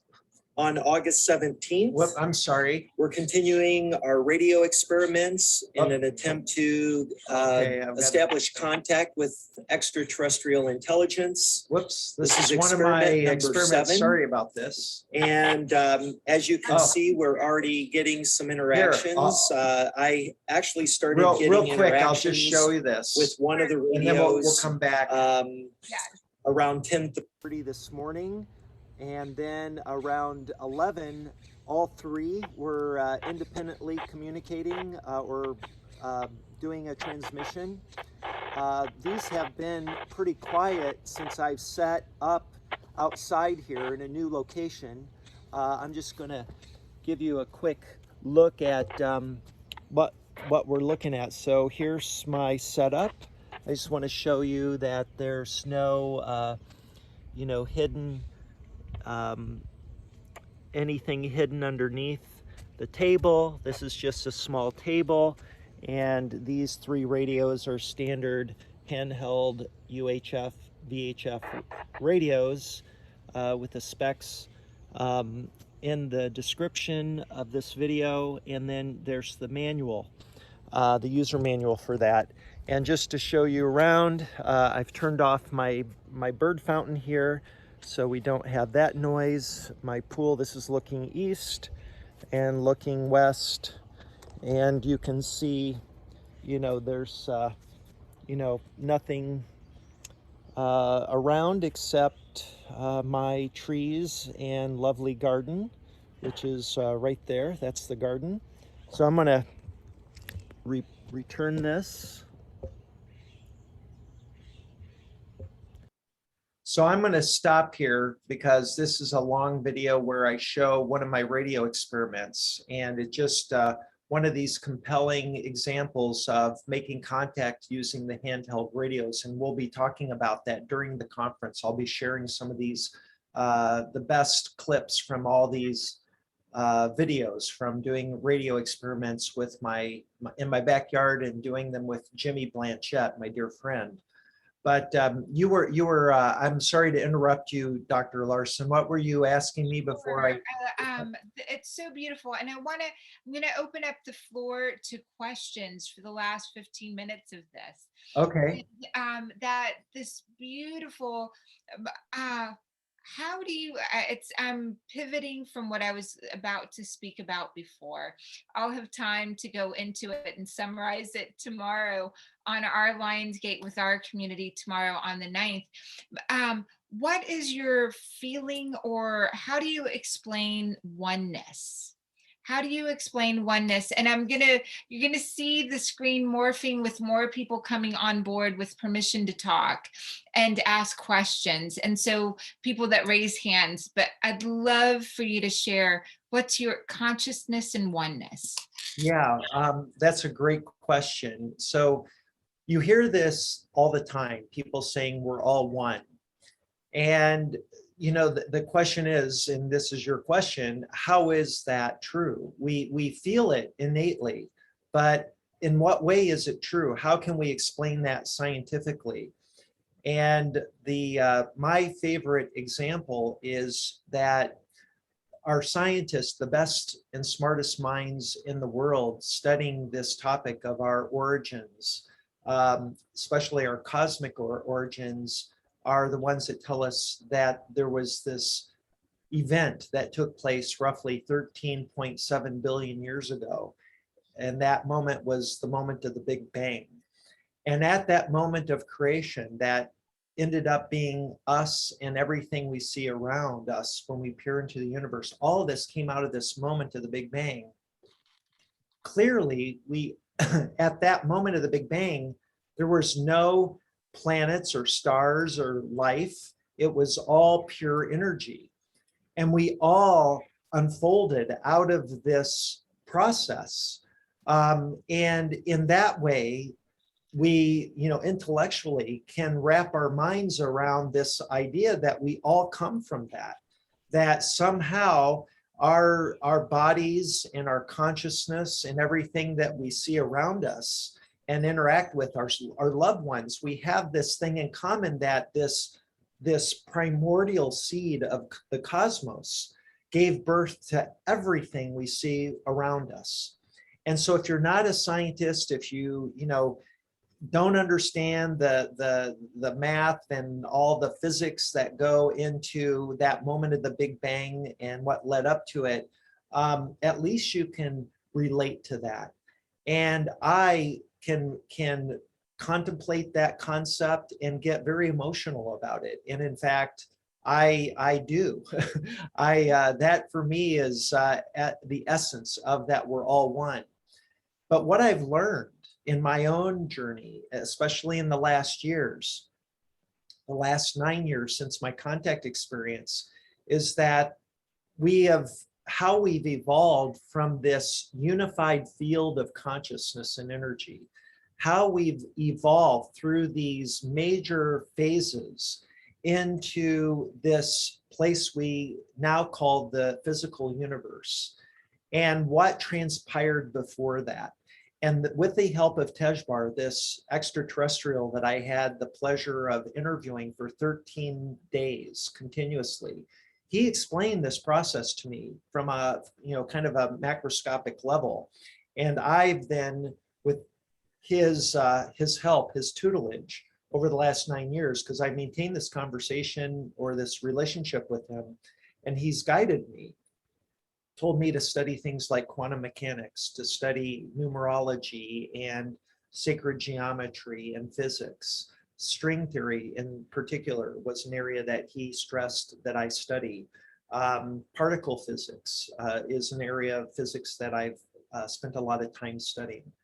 And the reason is because when you begin studying these different fields of mathematics and science and spirituality, there is this convergence, no pun intended, but this convergence of understanding that really help us understand that we truly are all one, that we come from this unified consciousness and energy that gave rise to the material world and to the conscious world.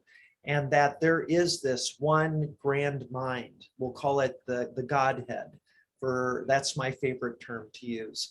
This Godhead that launched this process and is a level of consciousness overseeing everything else. We are intimately connected to that consciousness. And through meditative practice and deep spiritual contemplation, you can make a direct connection with that. And that is one of my favorite things to do. I have a daily meditative practice in which I sing the Howe, and this is my gateway. This is, today's the Lion's Gate, but my gateway is the Howe, which for those of you that may not be familiar, I was told by Tejbar back in 2013, he suggested that I join Ekankar. And Ekankar is a relatively new organization, kind of a religion that was started by Paul Twitchell in the 1960s. He was a World War II pilot, and he was guided by spirit to go to Tibet, where he studied for many years. And then he came back to the US, and in Los Angeles, he started the Mother Temple or Mother Church of Ekankar. And I was an Ekist for 2 years. And what I learned there helped me understand a lot of the things that Tejbar was encouraging me to study. And out of that, their main spiritual practice is singing the Howe. And this Howe sound that I sing, for me, quickly changes my state or alters my state of consciousness, where I become connected to universal consciousness. And Howe was the, Mark, it's so beautiful, all of the research, everything that you did. But when you mentioned the Howe and at the Harmonic Convergence is when my ears popped up and everything shifted for me, to know it was a profound divine appointment is what I call them. I've been I met Ekankar in 6th grade, and they came to Word of Faith Academy, and Hugh became one of those signals for me when people mentioned that Godhead is directing me to follow that in that path, or bring my energy in service to receive and synergize. So that Hugh, so beautiful. And I know we've got some questions here. And I Sure. want to make sure to be able to take questions. I didn't mean to cut you off, but I can't emphasize the importance of that sound and that philosophy and studying. And I love that you went and allowed yourself to be directed in your studies to go into quantum physics. We both are wearing the arc crystal and the means because we're sensitive to that energy, Right. both able to chant and bring in these frequencies, and so I know Katoto Sunshine Love unmuted herself.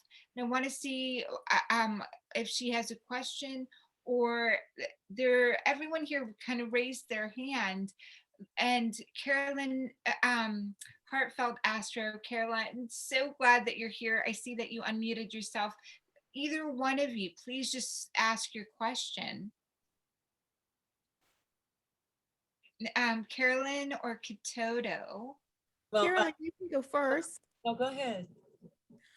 Oh, okay. I didn't really have a question. I just wanted to say I was very impressed. It never even dawned on me when thinking of Lionsgate to think of literally with a radio getting in contact, you know? Yeah. It thought I would think of just going into meditation and doing it that way. And you're making it real and tangible and a way for people to think. And I kind of got the download while I was watching, and I was like, wow, is Egypt something that you know, all the Egyptian artifacts, is that something that people from other planets left us, you know? And it's interesting when I saw your beautiful artifact that you had and that it didn't balance without the 3. I asked Archangel Metatron to make sure that my 3, wherever that may be, is in my head and stays there, because I want to be balanced. And so you just really impressed me. And I'm a huge fan of Lionsgate. Sarah can tell you, it's my favorite portal. It's my favorite time of year. It's like my Christmas, you know? And so I love your painting and I love your work. And I think that what you're doing is really cool. Well, thank you, Katoto. I really appreciate that. You're welcome. And, you know, you mentioned the ancient civilization of Egypt, and it is that civilization that introduced the concept of Hue. Many people aren't aware that Atum, who is the original God that created the universe, it is said, sang this note, Hue, that's spelled H-U. And that's what gave rise to the universe. And you can look this up on Wikipedia. There's, if you just type Hue, H-U, space mythology, there's a Wikipedia page dedicated to the fact, to this fact, that this is a part of their culture and the most ancient dynasty out of the Egyptian, culture is this creator god Atum, who sang the note Hue that gave rise to the universe. Really beautiful. It's so beautiful and such a rich question, Katoto. Thank you so much for that. And Mark, did you, because you've led or you've gone to Egypt, did you find seeing that yourself and being in the presence of things that can't be carved, or the great pyramids, also the metholithic structures and the Sphinx, was that important for you on your journey? Oh, absolutely. I went, the first time I went to Egypt was 2014. I landed on the afternoon of June 6, 2014. And coincidentally, that day was the day that President Sisi had been elected. He was a general who had asked the army to stand down during the spring rising in Tahrir Square of Cairo.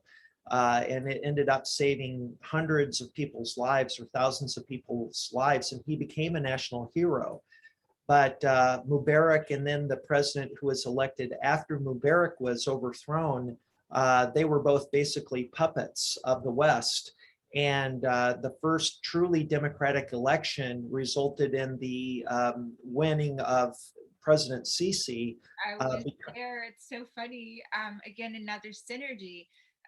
The unofficial Ministry of Tourism had me lead a retreat, small, 12 people. We were on the Nile the 3 days during the election. And you're kidding. You were there? I was literally there, and we were, so it's, again, Mark. That is so crazy. Synergies that occur in this. And Caroline, I'd love for you to ask your question, but I love that answer. Yes, it's important. And again, those synergies will come in when you have these conversations to go, of course, the astros, the star alignment, the star family, the human family, and all the magnetic energy of the earth is moving you through your joy, through the yeses. So I was leading a retreat with Greg Roach and John D. Riley, and they asked specifically that we would hold the peace frequency, Muhammad Nazmi, and that group, the group that we brought was designed to do that during the election. So beautiful. Caroline, what is your question, darling? Well, thank God. I'm so grateful to be here right now. And Mark Sims, thank you very much for all you're doing to bring us together with the star people. I just wanted to say real quickly that I've always experienced that, you know, the extraterrestrials and known they exist, because in the 70s, it's the only time I actually experienced a ship and a transmission. And the transmission was a car full of people I was with, and I won't go into the whole thing, but they said, you are here very blessed. You're here to help your brothers and sisters, and we are here to help you. I mean, I just brought back this experience. And the thing I hear is that some of the extraterrestrials are not, don't have our best interest at heart. I'm wondering if that's true, or if that's just something, I mean, that I heard. Yeah, that's a very important question to take on. And it is my personal belief that let me just say this first. There is a divine plan unfolding on this planet. Okay, that's first and foremost, that there is this orchestrated plan taking place on this planet, and that in that sense, everything is perfect to this divine plan, that there are no surprises. These benevolent beings, of course, that we've made contact with are the ones that are very much involved with this divine plan. There is a malevolent faction, and you could say these are the antagonists in our story on Earth that are here for a purpose, it turns out. That we are here as souls evolving through the modus operandi of reincarnation to hone us into highly developed spiritual beings. You could even go so far as to say we are infant gods, infant creator gods, and we are babes about to go through a process of growing up and taking responsibility for ourselves. And in order to do that, you need an antagonist in the story to teach you these spiritual lessons that are so critical in our learning, so that we can make the proper decisions, so we can learn through experience what it's like when we make poor decisions, make bad judgment, or we're selfish, or we're greedy. All these things have a karmic debt associated with them that we have to pay, because at the base of all this are not just physical laws that govern our universe, but there are spiritual laws or cosmic laws. And we are learning this through experience. We're not being taught through, sitting in a classroom. We are doing this through our journey of many lifetimes.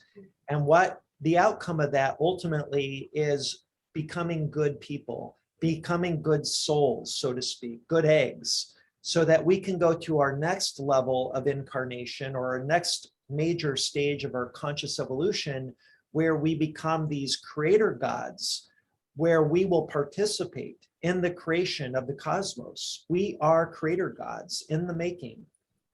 But because these creator gods have such tremendous power through the fact that they are creator gods, there needs to be a vetting process. We need to, the Godhead needs to train us on how to use these superpowers that are going to be imbued upon us in our next stage of our evolution, to use them for being of service and to doing good things rather than doing bad things, right?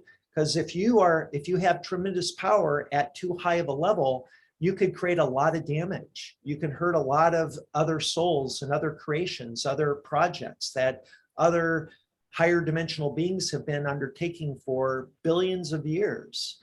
I mean, imagine this Earth itself has been 4 billion years or 4.5 billion years in the making. And what if some malevolent race came here and had the technology or the ability through their innate inherent superpowers to destroy it all or take it over? That would really be bad.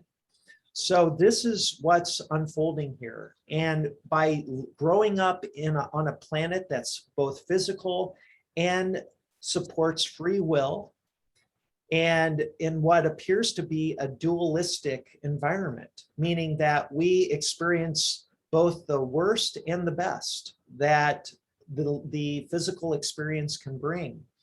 We can but do nothing but learn these spiritual laws, and they get ingrained into our natural instincts. This is the thing, our intuition, this sixth sense that's developing through this process will help guide us. It's kind of like from Freudian's model of the superego, the ego, and the id. The superego is that part of our psyche that tells us what's right from wrong, that it's the parent that's guiding us and instructing us on what we should do, what's culturally acceptable, and helps keep us from shooting ourselves in the foot, so to speak, or being bad. And so that super ego is that intuition in ourselves, in our soul, that's a part of our Trinity, it turns out, because there's this higher self. So if you take this model of Freud's, where it's the id, the superego, and the ego, this corresponds directly into kind of Eastern thought or other models. And so the higher self is that part of us that is connected to the highest realms, you could say is part of the Godhead, but it's our part that's connected directly, that's guiding us. And then you have the soul, the part that's developing, that's going through this process of evolving in the physical realm through lifetimes. And then the physical body, that's the third component. And also in ancient Egyptian beliefs and mythology, they had this concept of the Trinity as well, with the Ka, the Ba, and the Tset. And the Tset was the physical body, the Ba was the soul, the bird, that's got the hieroglyph of the bird, and the Ka was the glue that kept the other two things together. And so this maps directly into the psychiatric model of Freud's. So that's, I hope that answers your question about the malevolence, that they're playing a role, that you need an antagonist. And they are that antagonist in this bigger story about extraterrestrial intelligence. And our government has not been necessarily in partnership with the right people. And that's because the level of consciousness of some of our military leaders who just think of everything in terms of war and being a threat, they're being given, I know, for instance, there's been extraterrestrials engaging members of our military in the Pentagon. And this is decades, ongoing for decades. And they offer technology to say, hey, if you work with us, we'll give you this technology. And these guys are thinking in terms of how to take the technology and weaponize it to increase their advantage over our other enemies, and they're not thinking from a higher intelligence. That's very low conscious thinking. And these are the people that have been our military leaders and have been keeping the truth from us. And they're working with these malevolent. Jump in here a little bit, and I love this conversation so much. One, I want to keep us on time. Yeah, and I'm sorry. The other one is so beautiful because Mars is such an important part of this gateway, of this Lion's Gate, of what we're doing with the convergence that's occurring, making contact convergence.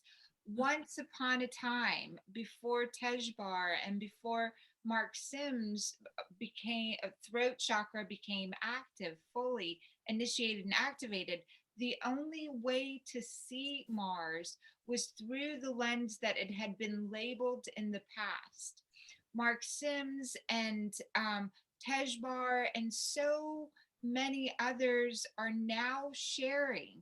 I heard it first from Mark, the new name, the new symbol, the new way in which we, the human family, the star people, are to make sure that we interact with Mars. And so, Mark, I'd love for you to jump in and just share, for anyone that's not familiar with the old label of Mars, and then what Tejbar had you say, connect and understand. And I might not be describing the story perfectly. I'd love for you to describe it in your own words, but I think it's so important. It's such an important part of the conversation, especially on Lionsgate, to demonstrate that the human family understands Mars through the through the higher perspective of our one soul,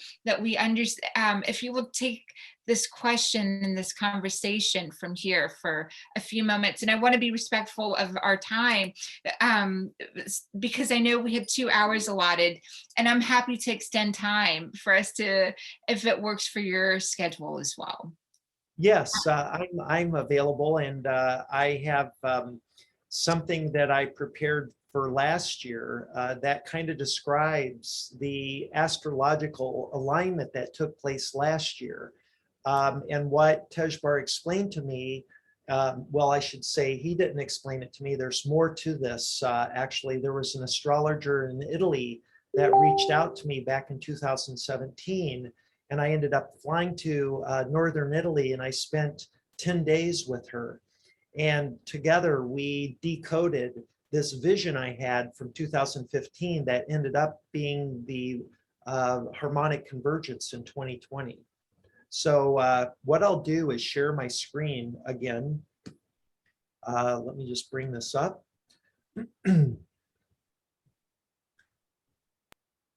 So hopefully everybody can see this. So this is a presentation I did privately with people explaining what was happening in 2020. So this is something that I put together back in 2015, explaining the major planetary alignments that was happening on July 5th, 2020. And this should still be on the internet from, you know, again, it was, I was the first to discover this major planetary alignment through a vision that I got through a meditation. And I shared this with Daniel Sheehan when I met him in 2015, because I discovered this just about a week before I met him for the first time. And this led to our friendship and ultimately our co-founding the New Paradigm Institute. But, you know, when I had this vision in 2015, the vision, what I got from this vision was that I was to organize a global synchronized meditation for world peace, and that I was being asked to organize this. And here I was retired back then in 2015. I was now moved to California. Had recently moved here, and I started researching this date that was given to me in the vision. The dates were from July 5th to July 14th, that this would be a 10-day event for organizing this global synchronized meditation. And so I went on the internet and began researching, how do I organize a global synchronized meditation for world peace? Has it ever been done before? And to my great surprise, there was this man named Jose Arguelles, who back in 1987 organized the first global synchronized meditation for world peace, and he called it the Harmonic Convergence. That took place over a 2-day period on August 16th and 17th, which is, by the way, coming up just a week from today, the anniversary, the 34th anniversary, and that these 2 dates, are on the very beginning of our event, August 18th. So it's a big day, big couple of days. So when I did research on this harmonic convergence from 1987, I learned that Jose, like myself, had a vision as a child while he was in Mexico City at that Teotihuacan. I always screw up the pronunciation of the big pyramid there in near Mexico City. But he had ascended to the top of that pyramid with his family. And while he stood there, he had this vision that led him to devote his life to organizing this global meditation for peace, which he did as an adult in 1987. And these 2 days on August 16th and 17th corresponded to a major alignment of the planets. So on a whim, I decided to get online, and I found a program where I could look at the alignment of the planets.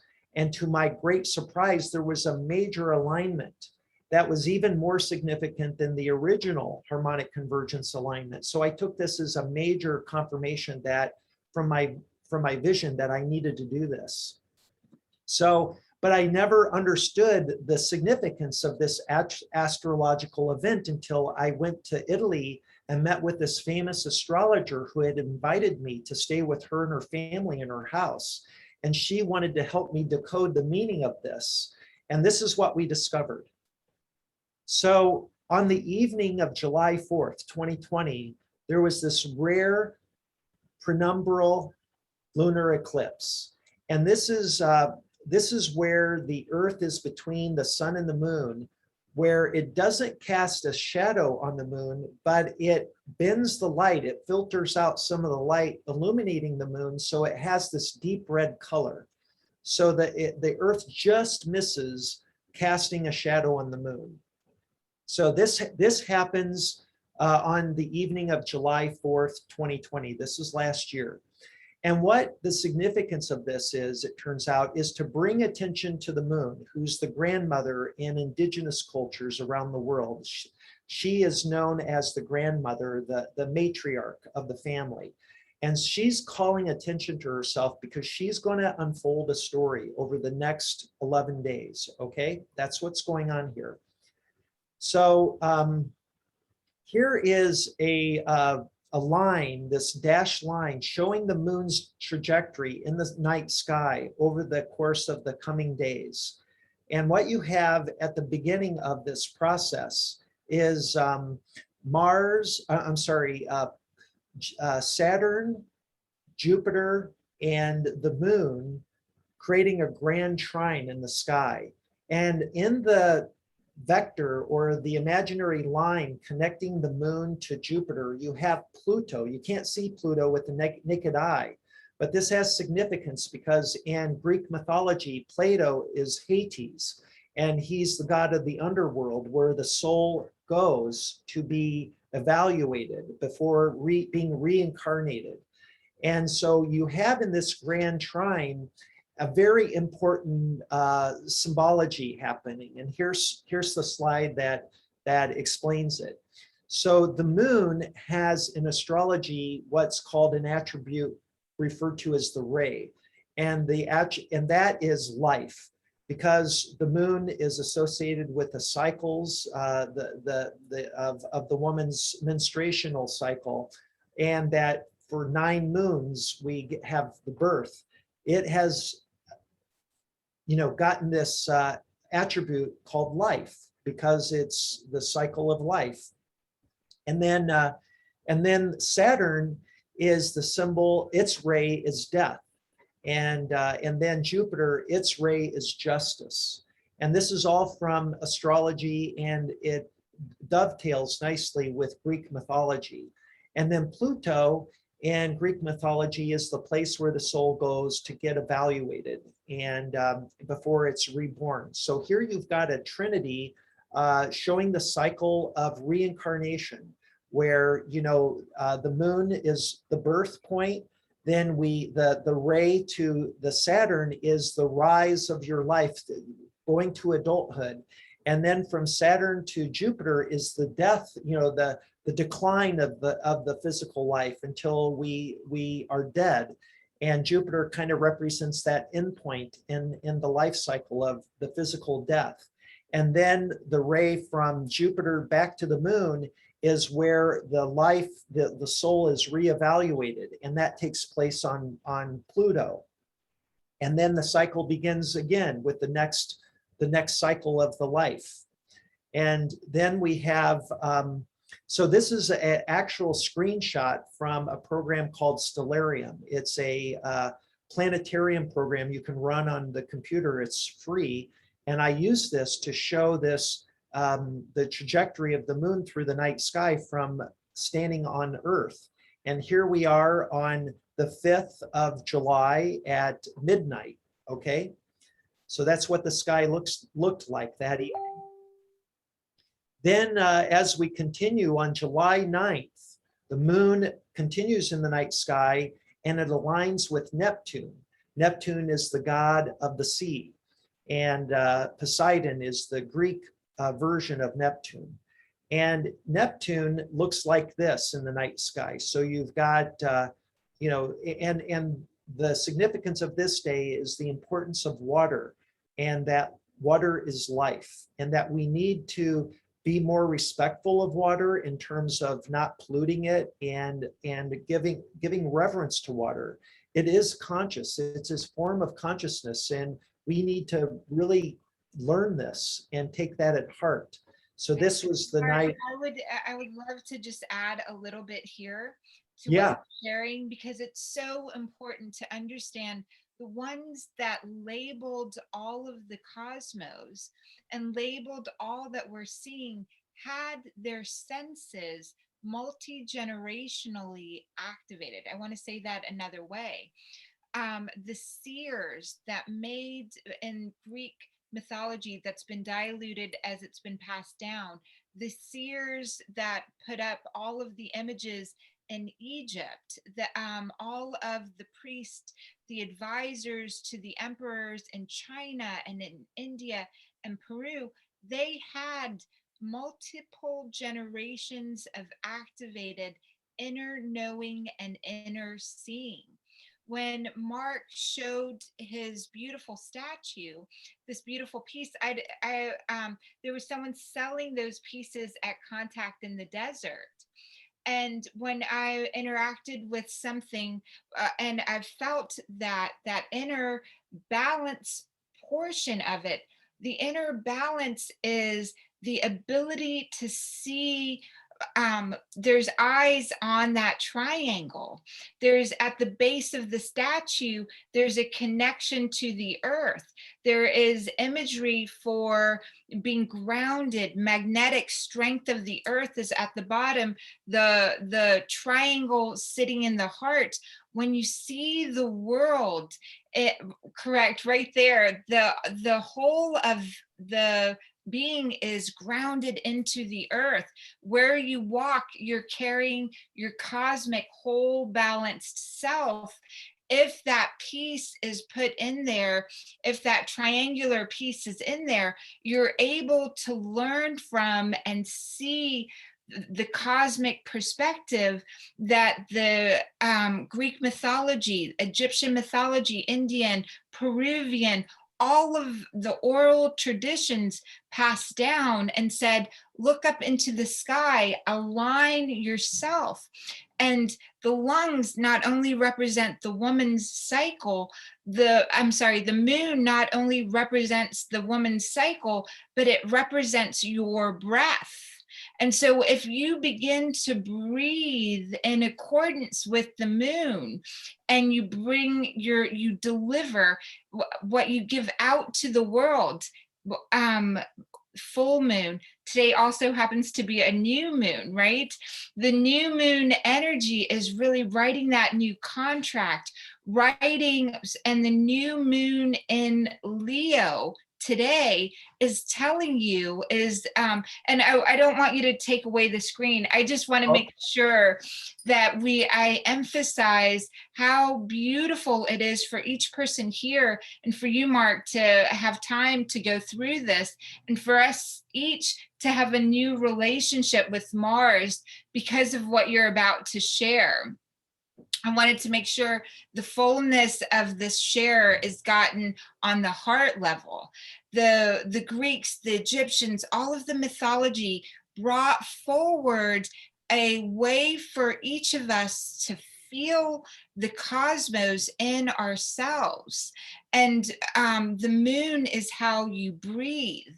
If you start expanding your life with the moon cycles, the way that you deliver your intelligence and the way you bring forward what's coming through you, it's so incredible.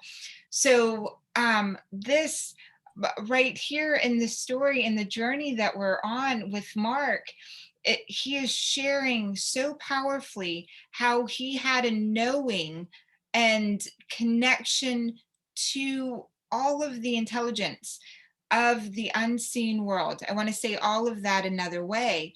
What Mark is explaining is everything that he had learned in mythology, in this quantum particles, folding of proteins that he shared about earlier.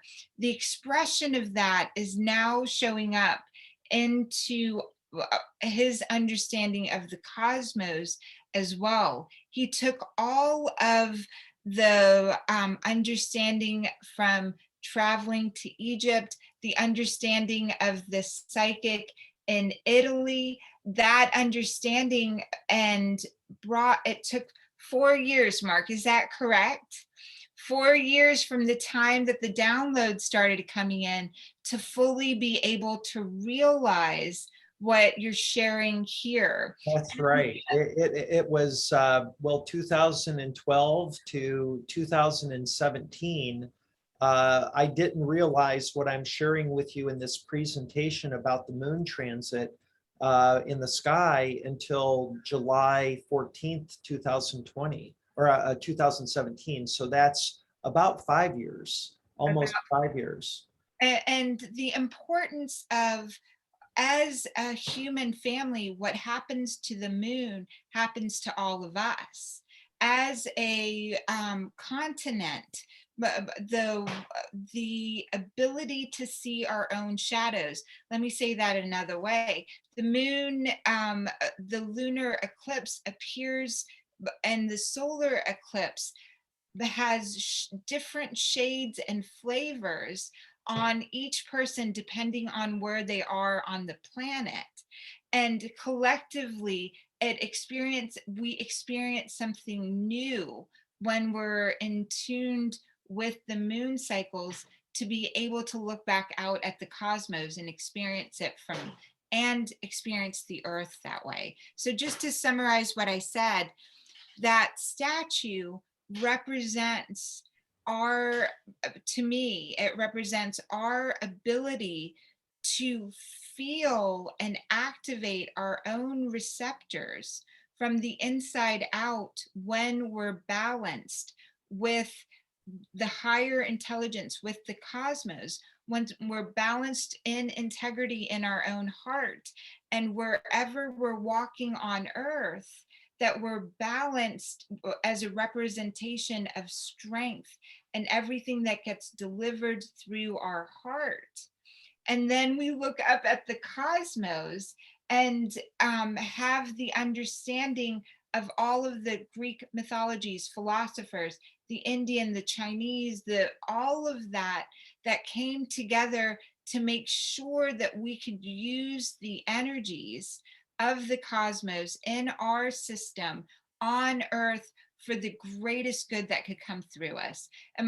I hope you remember where you were in the conversation, Mark, but I just wanted to bring us in powerfully so that don't just hear Mark's words, feel them in your heart. Allow, if your imagination gets initiated in this, allow yourself to go on the journey that's taking at this time as well. Yeah. Yeah, I know where I was, and I'll kind of continue. So just in summary, remember that we have a major alignment of all the planets in the solar system in one quadrant of the ecliptic plane.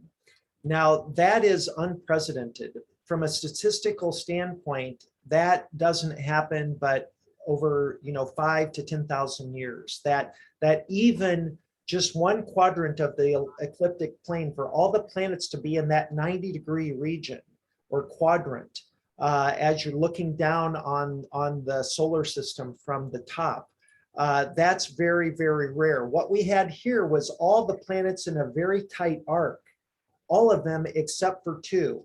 And those two were Uranus and Neptune. But they were close. They were kind of right about 90 degrees from each other. I think it was 88 degrees on the ecliptic plane. So one of those planets was Neptune right here. But still the moon is traversing the night sky. And as it traverses the night sky, it still came into alignment with Neptune. Now, these look like they're far apart, but actually they're very close together. Neptune and the moon. The moon was, from anyone's perspective standing on Earth, just slightly above the moon, about a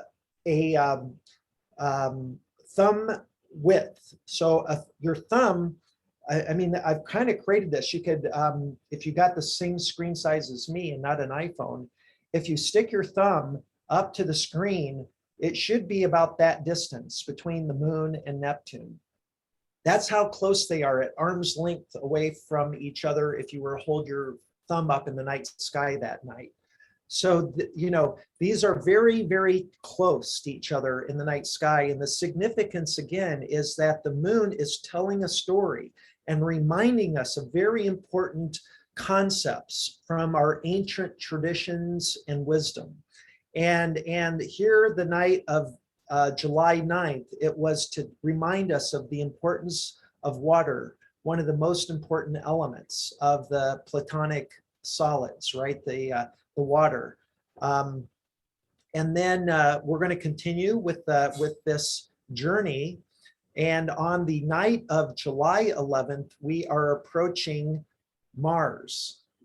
So Mars, now on that evening, is right above the moon. Again, the tolerances are super tight here. That night, if you were looking up, you could see Mars very clearly. It was one of the closest points that Mars was to the Earth, because we were both the Earth and Mars were on the same side of the sun. So we were in perfect alignment on this night. And the moon was right between us and Mars. So she's bringing attention to Mars. She's saying, hey, it's July 11th, it's 7/11. And here's Mars, and something very important is about to take place. And of course, Mars is the warrior god, right? The god of war from Greek and Roman mythology. And so he has this symbol, which is a circle with an arrow going to the right. So it's strange that of all the symbols, there's this non-symmetric aspect of Mars that makes it unique from the other astrological symbols. Well, that's not true. I guess, Jupiter and Saturn also have symbols that are not symmetric from a bilateral standpoint. But the point is here that why is it pointing to the right and up? There's something to this, I believe, that I'm not going to get into at the moment because that's a whole philosophical discussion. But it's on July 11th that Mars isn't now in the picture, and the moon is continuing to move here in the sky. And over on the left, we have something happening. Hold on. So on the night of the 14th, this is the big night. This is the last night of the Harmonic Convergence. And what you have is the moon exactly bisecting a imaginary line created by both Venus and Mars. So they're both up in the night sky. This is again at midnight on July 14th. And if you were looking up in the sky, you would have seen both Mars and Venus in bisecting an imaginary line created by those two stars, or planets rather, would be the moon. And right above the moon, you have Uranus. Now, Uranus is the god of the sky. He's the sky god in Greek mythology. And if you know your Greek mythology and the origin story, very few people are aware of the origin story in Greek mythology. They're familiar with some of the gods like Poseidon and Mars and Venus, but they're not familiar with the origin story. And here's the story: that Uranus fell in love with Gaia, and he was so enthralled and overcome with emotion for his love for her that all he wanted to do was make love to her. And she wasn't quite receptive to this. So he raped her, and he kept raping her because she did not like this aggressive behavior and his imposition on her body. And every time he raped her, she would get pregnant, and she gave birth to the Titans. And the first of the Titans was Kronos, the time god, the god that we associate with time in Greek mythology.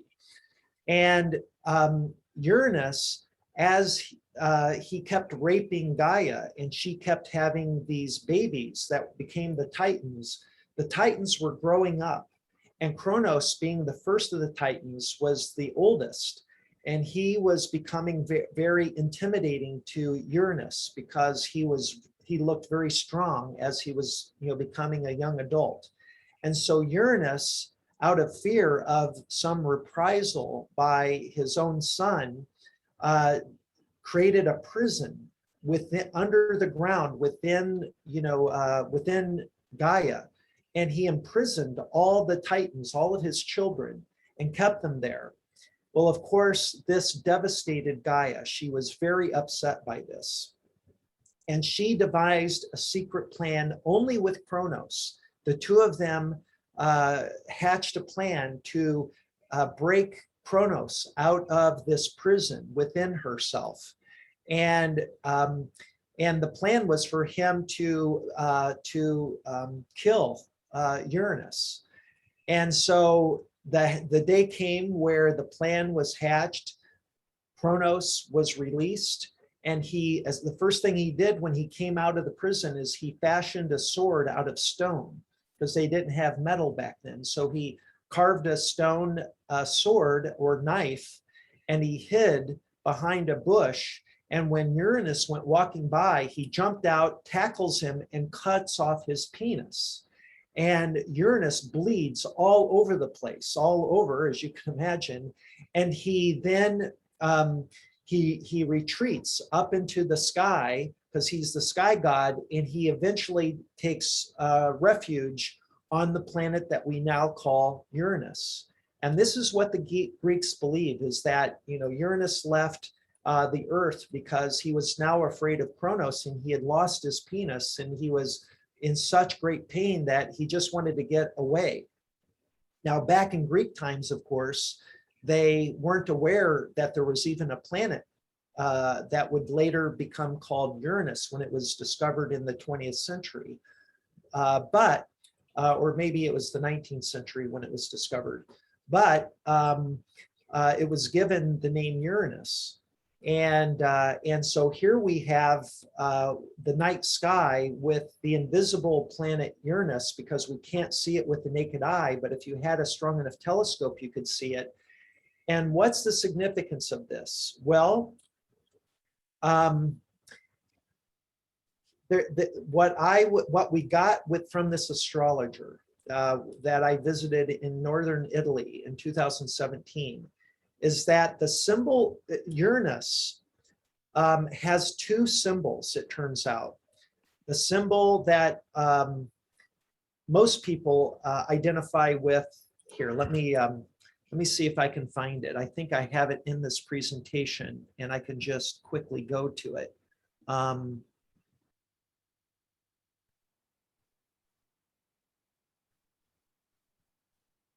Beautiful. This is so wonderful, Mark. Thank you for taking the time. Oh, my pleasure. The seers saw this dance in the sky and created, I believe, mythology to be able to share with humanity, the illiterate, of those that could not see this way, what was occurring in the skies, what the energies were, what the different, and so continue. Yeah, so what this astrologer told me is that the symbol for Uranus, this is one of the symbols here in the top for Uranus, has a circle with a vertical line and then a horizontal line making the cross with these brackets on either side. And in Europe, evidently, and especially in Italy, what she recognized immediately is that there's an icon that was painted years, hundreds of years ago, that resembles the symbol of Uranus, but it has on the right a star, and on the left another star, and those are associated with the Christ consciousness and the feminine, or the divine, Christ consciousness being the divine masculine, and the feminine the divine feminine consciousness, which stands for Mary Magdalene. And that there are people that wear a little medallion around their neck in Italy that have this symbol with the two stars. And so in the night sky, you have a representation of this with Uranus, the symbol of Uranus, exactly bisecting the Mars on the right and Venus on the left, which are the contemporary symbols for the divine masculine and the divine feminine. But what we were assuming here, or kind of projecting, is that this was the transmutation of Mars from the god of war into the contemporary counterpart of Venus, the divine feminine. So he would take on a new meaning as the divine masculine, representing the Christ consciousness, and that Uranus would crown him with a second symbol of Uranus. So if anybody does a Google on Uranus symbol, it's the only astrology symbol that has two symbols. This is one of them. The other one is a circle with the arrow pointing straight up with a dot in the middle. Now, a circle with a dot in astrology is the symbol of the sun. The arrow pointing straight up, of course, is from the Mars symbol. Mars is pointing to the right at a 45-degree angle. So what we believe, what we assumed is this is the new symbol showing that the divine masculine is, pointing true north, to be the guardian of peace, the new warrior of peace and love. And a new meme was created around this concept of Mars, instead of being the god of war, being the god of protection, of the divine feminine, so that she can rise and do her work, which is bringing love and peace to all. And he is her counterpart and champion. So this was the important meaning that we wanted to bring to the awareness of our human family during the Harmonic Convergence. And we want to continue to carry this meaning forward. So if there are astrologers out there that this resonates with, we hope you adopt this kind of philosophy.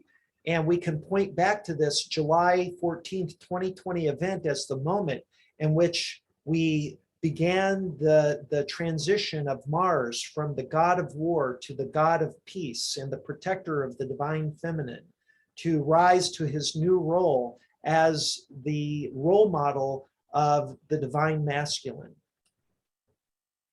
The role model of the divine masculine. Mark, as you were speaking, and as all of this is coming into my fullest awareness of really feeling each one of your words and everything that you shared there, I hope you will recognize that you're a seer, that you see, and you would be an advisor to leaders. And I hope that you will fully recognize to global governments, and that this is who you are. You're a seer, the advisor, the initiate that takes that role on. And thank you so much for being that for us here at Miracle Makers. And this academy that you've built will continue to have ongoing events where you can be in the cutting edge. My grandfather worked with Gandhi and was with that, and he was not directly, low, I don't know how to describe it other than the movement that Gandhi and all of them were making. He was part of that as part of influence where he was, and taking that concept of peace. I see you that way, Mark, as it's so important for anyone that understands astrology and the labeling of it to bring on this new ability to see and connect with Mars through a higher perspective, from the higher way, and to bring in the insights that your mentor, Tejbar, has been mentoring you, and your ability to deliver that forward to create the next layer of diplomacy for humanity on a global level for all beings. So beautiful to witness. Thank you, Dr. Larson. That really touches me deeply, and it resonates. And in fact, I feel this is my life's purpose, is ultimately to prepare myself as a type of ambassador to world leaders for the extraterrestrials, to represent and to negotiate on their behalf a diplomatic relationship for helping the human family out of this tremendous problem that we've created for ourselves. This climate change situation is going to get much worse. And there will be a day in the near future where we will find ourselves up Schitt's Creek without a paddle. And it will be because we're there now, and we're still doing okay right now. Most people are, but it is going to get worse. And I would add to that there are already coming in for example, the pandemic with the virus Right. and all of the variants and everything that's occurring there, I feel at times when there could have been nuclear war, that our ET star brothers and sisters family stepped in and made sure it wasn't detonated. I think we've already hit that mark of up Schitt's Creek, pardon the French, just your term of all this bloodshed, all of this, the ice caps, all of the intelligence that might have been lost if not for the Star family reminding us. And Mark, I believe this is part of the reason that we know humanity makes it, is because you step in. I believe all time is now, and I believe it's already occurred. The 1,000 years of peace, the 1,000 years of learning all the different languages that occur in with the Star family. For us to learn all of that, that's the next layer. And for us as humanity globally, to teach that to the Star family that has not yet arrived to this outer link as well. We fit so beautifully into that. Can you, before you go, because I want to make sure everyone is able to stay connected, anyone that's loving this conversation, again, just for us to talk about the Academy, because it's going to have ongoing things. And just like with anything, the first ones to come in have the greatest influence and the greatest possibility of making and creating. And this is at the ground level, diplomatic relationships with our Star family, understanding the Mary Magdalene Christic consciousness, bringing that forward in however that looks on the planet, having those rich conversations, whether they're detailed about proteins or about numerology and the importance of that. Can you just talk about the Academy a little bit more? Yeah, sure. Let me do that by sharing my screen and taking you back into the campus. I think that's the quickest and funnest, most effective way of sharing, what we have in store.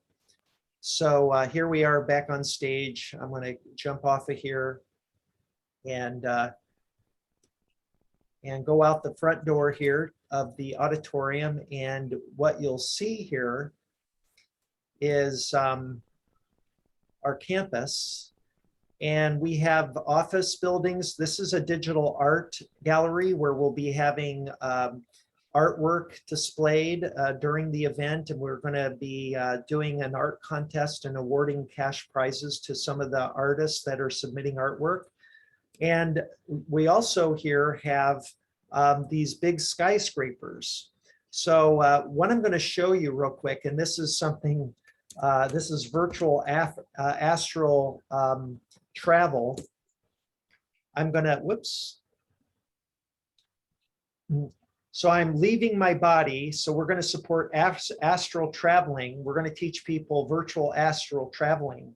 And this is a nonprofit I started back in 2014 at the bequest of Tejbar. He said that I would need to start a new foundation and fund that with money that I would need, that would then be used to fund worthy causes around the world. So I've been supporting the New Paradigm Institute, for instance, out of the Loving, Giving, Serving All Foundation. I've been also supporting like the Lakota Law Project, the Romero Institute, which is Danny's institute, Danny and his wife, Sarah Nelson's institute. This whole campus and its development was funded out of Loving, Giving, Serving All. So this is our seal, it's the flower of life. And so this is our logo, and it was 501c3 that was established back in 2014 that still exists. And we're going to be, it's been funding everything that I've been describing. One of these buildings, we're going to change the flag to the New Paradigm Institute, at least temporarily, until we have a new building built on this campus. And I can share that with you. But so let me go back down here. Let's see, I think if I go, I'm still learning my astral traveling skills here. I'm rather new at astral projection. Let me see here. Well, I'm just going to snap back in my body. Yeah, the circle that's there. And I think Maura joined us in the Zoom room as well. And so let me make sure that she can come up. So here's my body here, and you can see my little balloon here is talking. So I'm observing my own body outside of my body, and I'm floating above the campus. So I'm going to go snap back in my body. It takes so there I am back in my body, and where I want to take you is to the skyscraper number 1. This is where the New Paradigm Institute is going to be started. And what we have on the ground floor are 8 classrooms. And this is the front door. So I'm going to take you in one of the classrooms here. And you can see that there are now 12 desks, all with a virtual computer. I'll just share with you what that experience is like for the students. So you can sit down, you can bring up the screen, and this is a real browser. We can, for instance, what's your website, Dr. Larson? It's Dr. Larson. Dr. Larson, LARSEN.com. So here you are. Beautiful. There you are. And so we have a web browser here. This gives. If you go to events, you can see yourself there, Mark, if you Oh, want. yeah. This is what we're working in right now, Lions. Oh, yeah, right. Activation. There I am. Fantastic. Thank you for putting me on your website. Oh, I'm so grateful. How this is so fun. And there's also the link to Making Contact. And I think we might have the savings code and all of that on there. Right. There's the convergence. And so if someone signs up for this convergence right today, then they're able to, what's it called, come into and use your academy right now. That's right. They can come into this campus academy and start exploring and checking it out. So again, it's if you use the Dr. Sarah Save 100, here, I'll just take people through that real quick. If you go to makingcontact.com, makingcontact.com, whoops, I misspelled it. And so this is so much fun, and it's so easy to use is what I'm learning. It's so easy to jump into. Yeah, and then you just put the number of tickets you want. I'll just do 1 ticket, and I'm going to add it to cart. And then here you see the coupon code on the left, and you do Dr. Sarah Save 100. And you hit apply coupon, and then it'll apply the discount. So there it is. The discount is applied, and then you can just hit buy now. And then it will prompt you for your payment method. So you can, let's see here.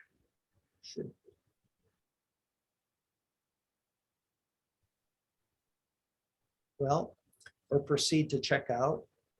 I'm going to talk to the developers. So this is where you would type in your name and your billing details and your payment method. So you can take credit card, or you can do PayPal as an option here, and then place so your let's say we're in, and then what page do we come to when what page? So we've put in all the details. We validated our email address in the system.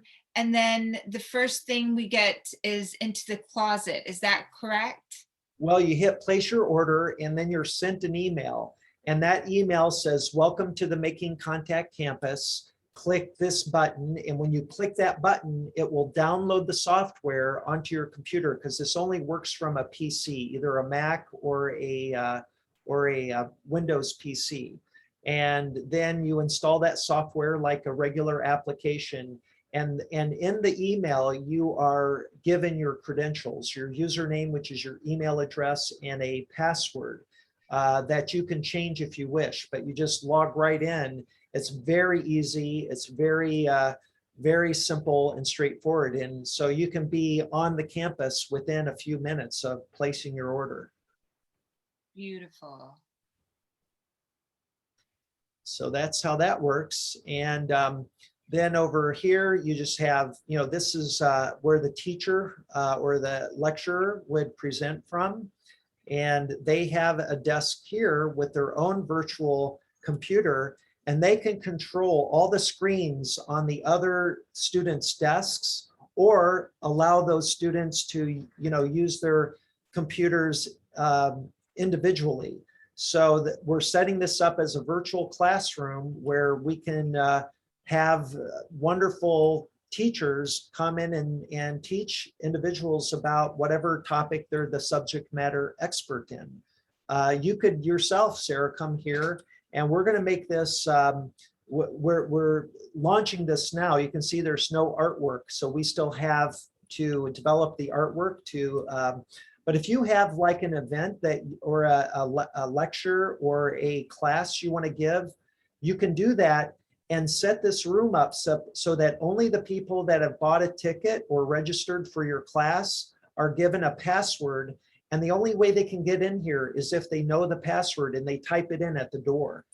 And so it keeps people that have a free membership to the campus or have purchased tickets to one of our events on campus. They can't get in here without your permission as a event or presenter, as a lecturer.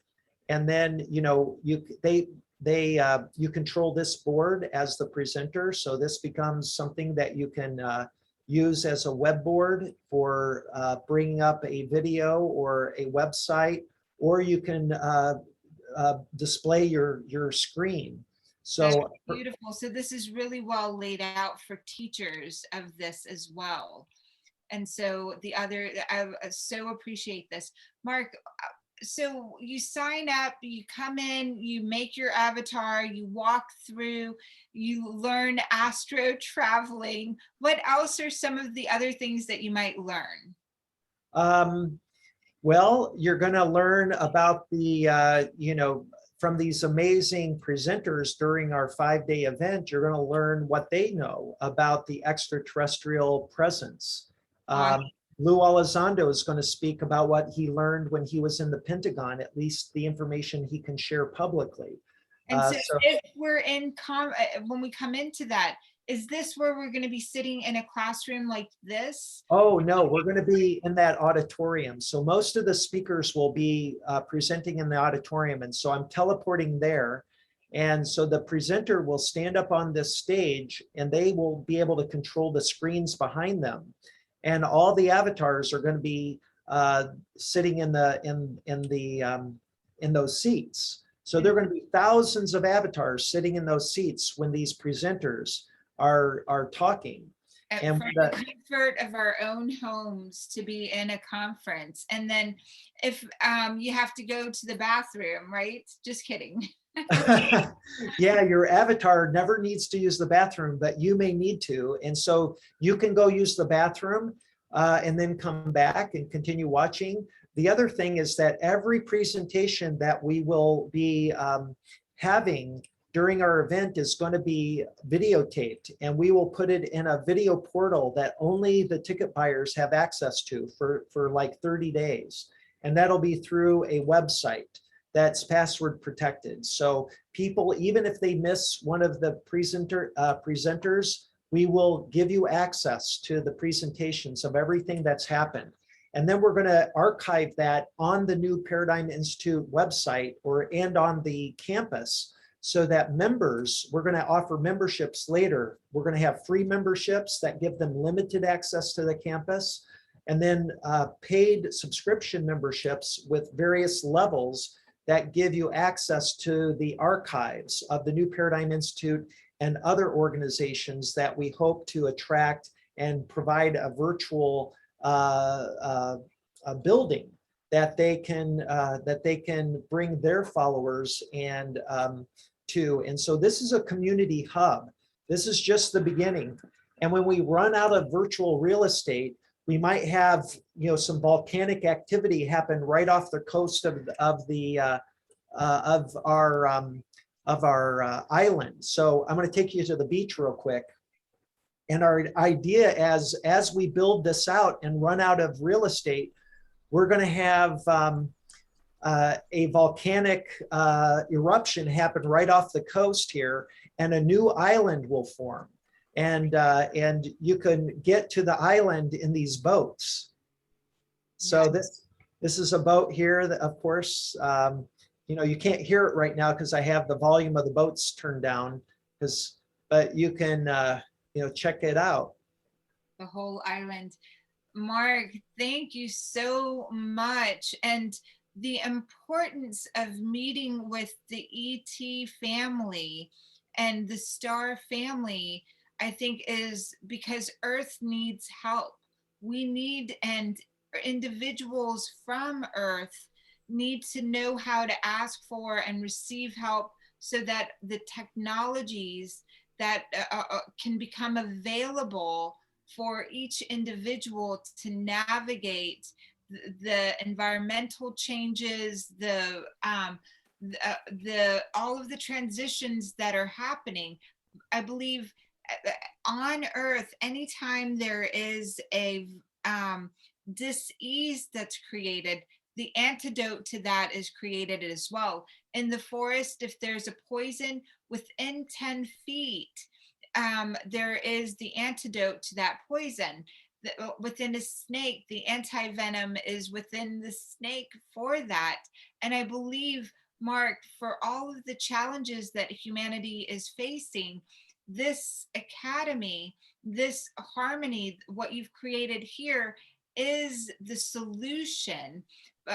Whatever the poison was in the past, the solution is in us coming together and having these conversations. Tejbar was your mentor that brought in such an awareness for you to be able to see yourself and what you could produce. This is part of the result of that contact. That's why making contact is so important. Absolutely. Absolutely. And I'm just showing you the information center. This is where people can come and learn how to use their avatars. This is a really cool little video that shows how to customize your avatar. It's really quick. I'll just give you an example of the quality of production we put into this thing. I mean, we've got world-class artists and videographers and storytellers helping us build this out. It's really been a labor of love by everybody involved. So here we go. Welcome to the closet. Here you can customize your avatar.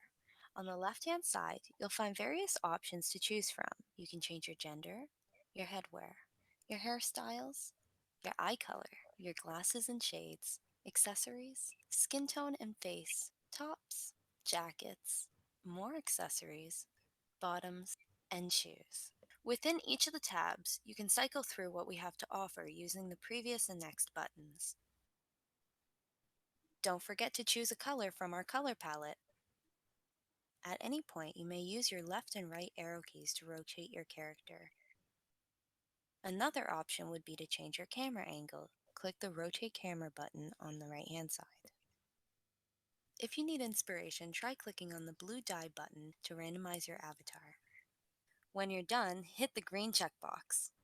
Great! Now you're ready to start making contact on campus.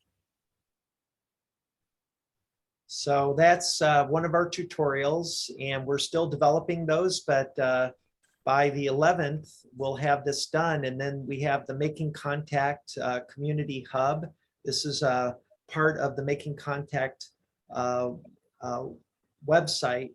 And this is really exciting. And I'm going to hold back from sharing any more about that because it's not quite baked yet, but people in that room that you were just in, there were people on the wall. Anyway, there were pictures. And I'm just curious as to who the people were.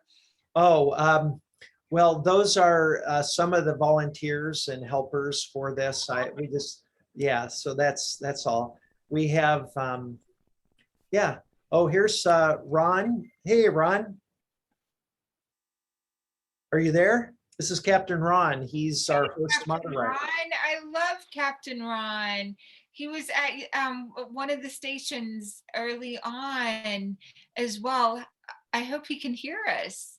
I don't know. He might just have placed his avatar here and he may not be there. Might be in the back. Yeah, how amazing. Captain Ron's in the house. Beautiful. So that's our tour. That's everything I have to share. Thank you, Mark, so much. So appreciate you. And we've gotten 3 hours worth of this interaction in this community. We're so blessed to have had this time with you, Mark. And I'm so excited about what we get to do next. What we in the academy, and I can't wait for us to all connect and find yourselves there and continue the conversation. So I'm going to ask you to come back again. Okay. Awesome. And a real happy Hugh, happy Lionsgate. And could we end with maybe a 1-minute Hugh? And I'll ask everyone to unmute and come on board. Anyone that wants to Hugh with us. And Mark, anything else that you want to share right now? And I'd love for you to come in and anything you want to finish, because I know we're at 2:05, 2:06 here, maybe even 2:09 actually. The one thing is, honestly, I have to tinkle really, really bad. So if you could give me just a moment, keep everybody occupied. Maybe there's some last moment questions that people have. So if there's anybody that would like me to answer a quick question, I can do that, and then we'll finish off with a short cue. Yes, we've got that that time. Please go. Okay, I'll be right back. It's so funny. I could feel that need. That's why I think I kept making reference to it. Of it might be time. What do people need to do to go to the restroom? That sort of stuff. Lori Wessel, darling, I see that you're here and that you're unmuted. If there's anyone else that I know, we're going to go into Hugh at the very end. If you've got a question and you know how to raise your hand, please raise your hand if you've got a question and would want to, until we, oh good, Alyssa, I see your, I'm going to unmute you so that when you come back, I'm so glad that you're here. I'm so glad too. Rihanna has been watching with me and she said she wants to create my avatar for me. That'll be so much fun. Yes. And for kids to go in, what an amazing thing to be learning. This has been so great because when I was young, I used to see visions and I wondered when those deja vus ended, at what age. And I've always wanted just pictures of astrology, astronomy in my home. I don't buy canvases of artwork or anything because that's the only thing I'm really attracted to. And just listening to this makes me so happy that this has been the path for me. Not until I moved to California did I learn about numerology, and come to find out my numerology number is 7, which is a seeker. And so this makes so much sense to me just listening to Mark talk. I feel like a lot of things are aligning. You know that about me, and I'm always seeking for what's the reason, what's the purpose of my existence. So this day too, even more yesterday about the green beetle was amazing, and I would like to have that Zoom with him from Peru. And this with the extraterrestrials, I used to see images in middle school, and then the images changed. It was a child, and then the images changed when I was in high school into this woman always wearing white, and then the images change, and then they just stopped. So I don't know at what point in my life the transition that caused them to stop. And when someone asks, could these beings be like a protagonist or antagonist sometimes? You know, that was my question. They're antagonists, but they were ways for me to bring my closeness to my spiritual search, although I was seeing them and felt that they were antagonistic towards me. And when Mark answered that, it's just to realign ourselves to bring us closer to our purpose, because we are, we could be little gods being created, you know. Thank you so much for sharing these Zoom with us, Dr. Sarah. You're really heaven sent to me and my family. And Ariana wanted to say something a little bit. Hi, Dr. Sarah. Hi, Ariana. I'm so glad you are watching this and with us, and I can't wait for you to create the avatar. You and your mommy to create that avatar. It's so great. And I'm going to summarize. Do you have a question for Mark too? Oh no, I wanted to let him know thank you for what I shared with you, and you knowing me so well. I'm Summarize sure. your question, if that's okay. I'm going to Sure. place what you just shared with me in a question. With all of us, what you shared with all of us. Mark, Alyssa used to have these experiences, transcendent deja vu, see things, and at some point in her life they stopped. And she is so heartfelt, helps so much in the Philippines, does so much, I guess, humanitarian work in the Philippines, here in the United States as well, in California. She's got a beautiful husband, a beautiful daughter, and they're part of our community. And at what point what's your experience with that? And how would you answer that? The question about having these dimensions of consciousness or awareness that were available to her at a young age, and then them stopping at some point. Is that the question? Why would they have stopped, or what were they? Why did they stop? Well, I have a number of thoughts on this. It could be that that these were dimensions of awareness that were given to you to have an experience for some duration of your early life, to then take them away for possibly helping you reintegrate into the real 3D world and have an experience as kind of as a normal human being. What I'll go so far, let's use the term as a mogul. So, you know, if you're having these amazing awarenesses, clairvoyance, omniscience, or you know, some kind of prophetic vision, these are really a type of superpower. And if we use the nomenclature that we get from, you know, Harry Potter, you're kind of like a wizard. And then you have the muggles, the most people of the world that don't have these experiences.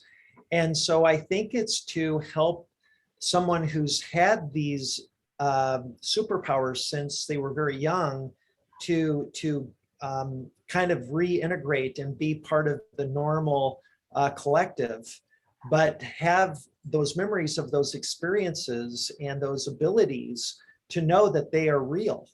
Because to know is to experience, or rather to experience is to know that these things are true, right?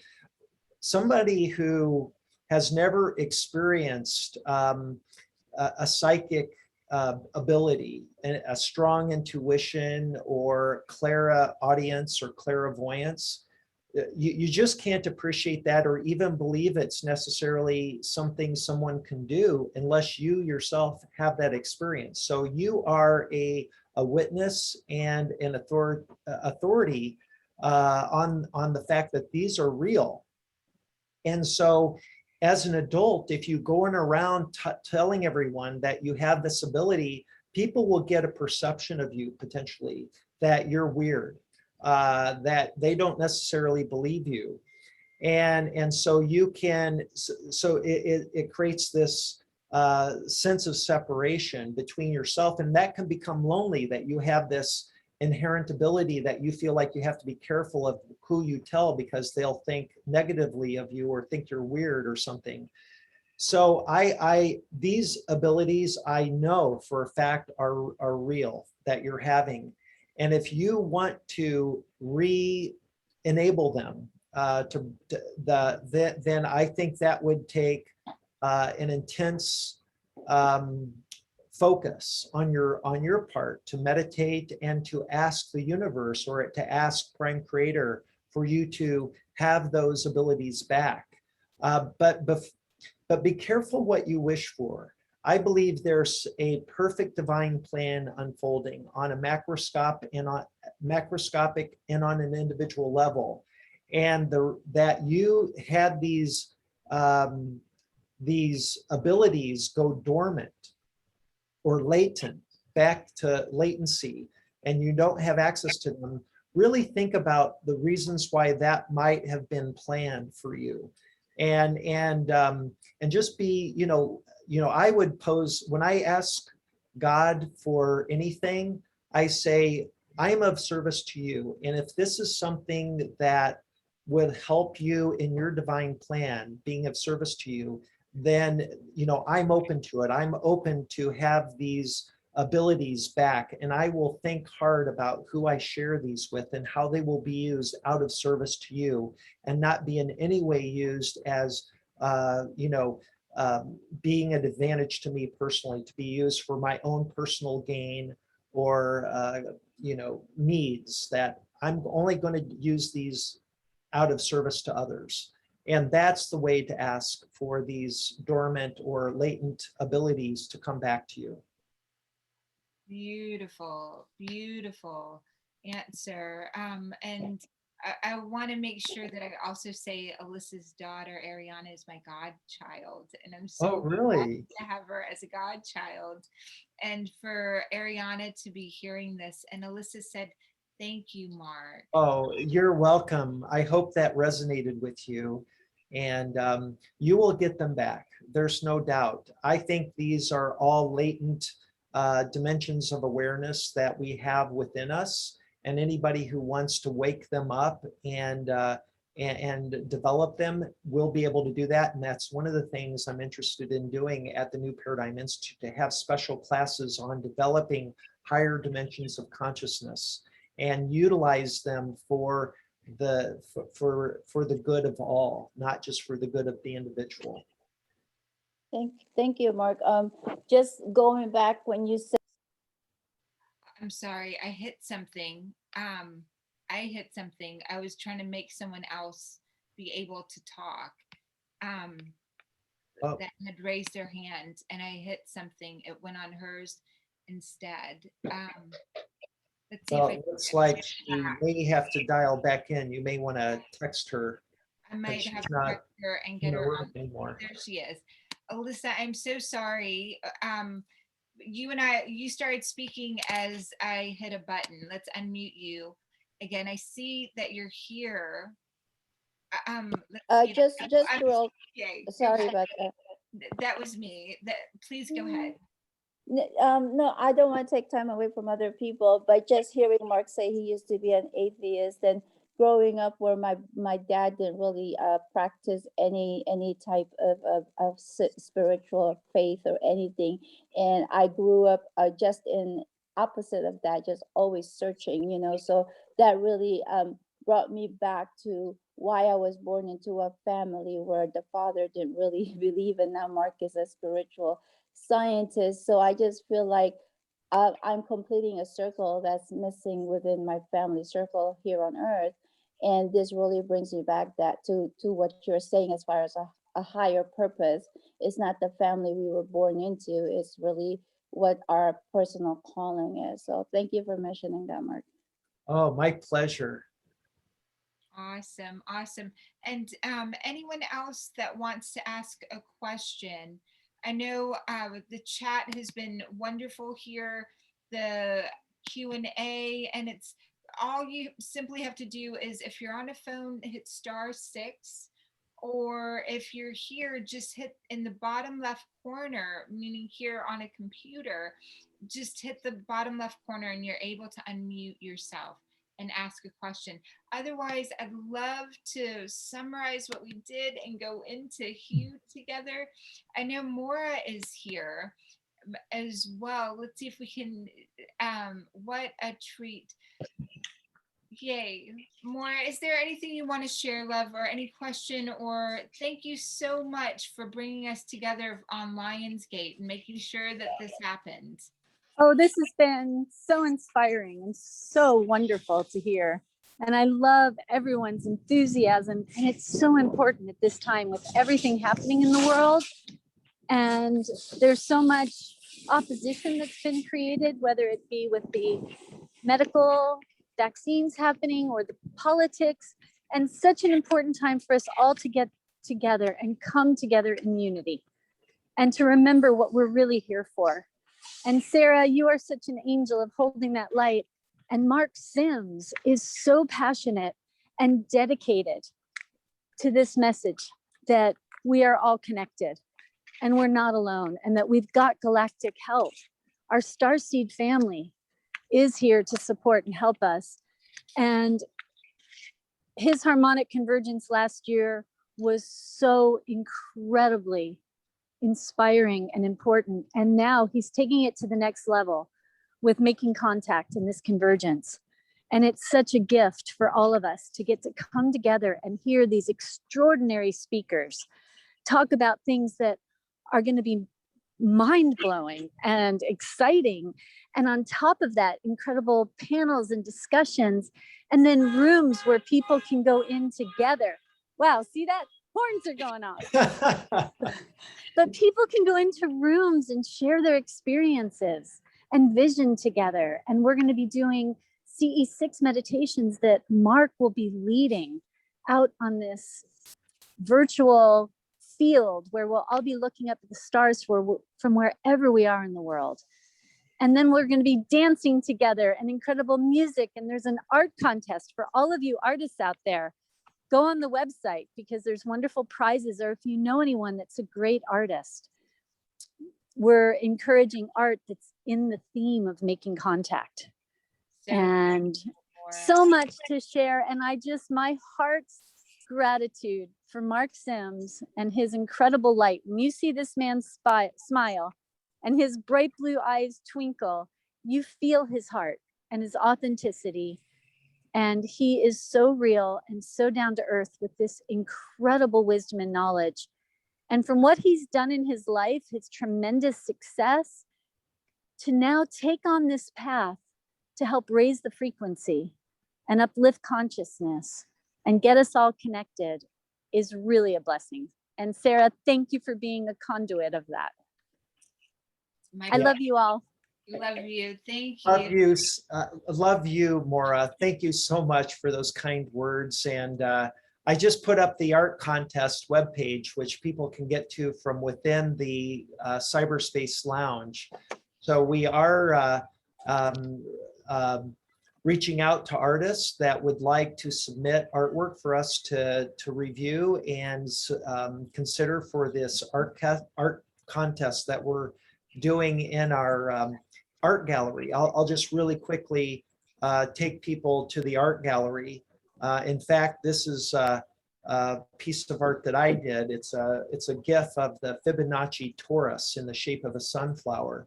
And this is a discovery I made last year that I did a presentation for Contact in the Desert for just about a month ago.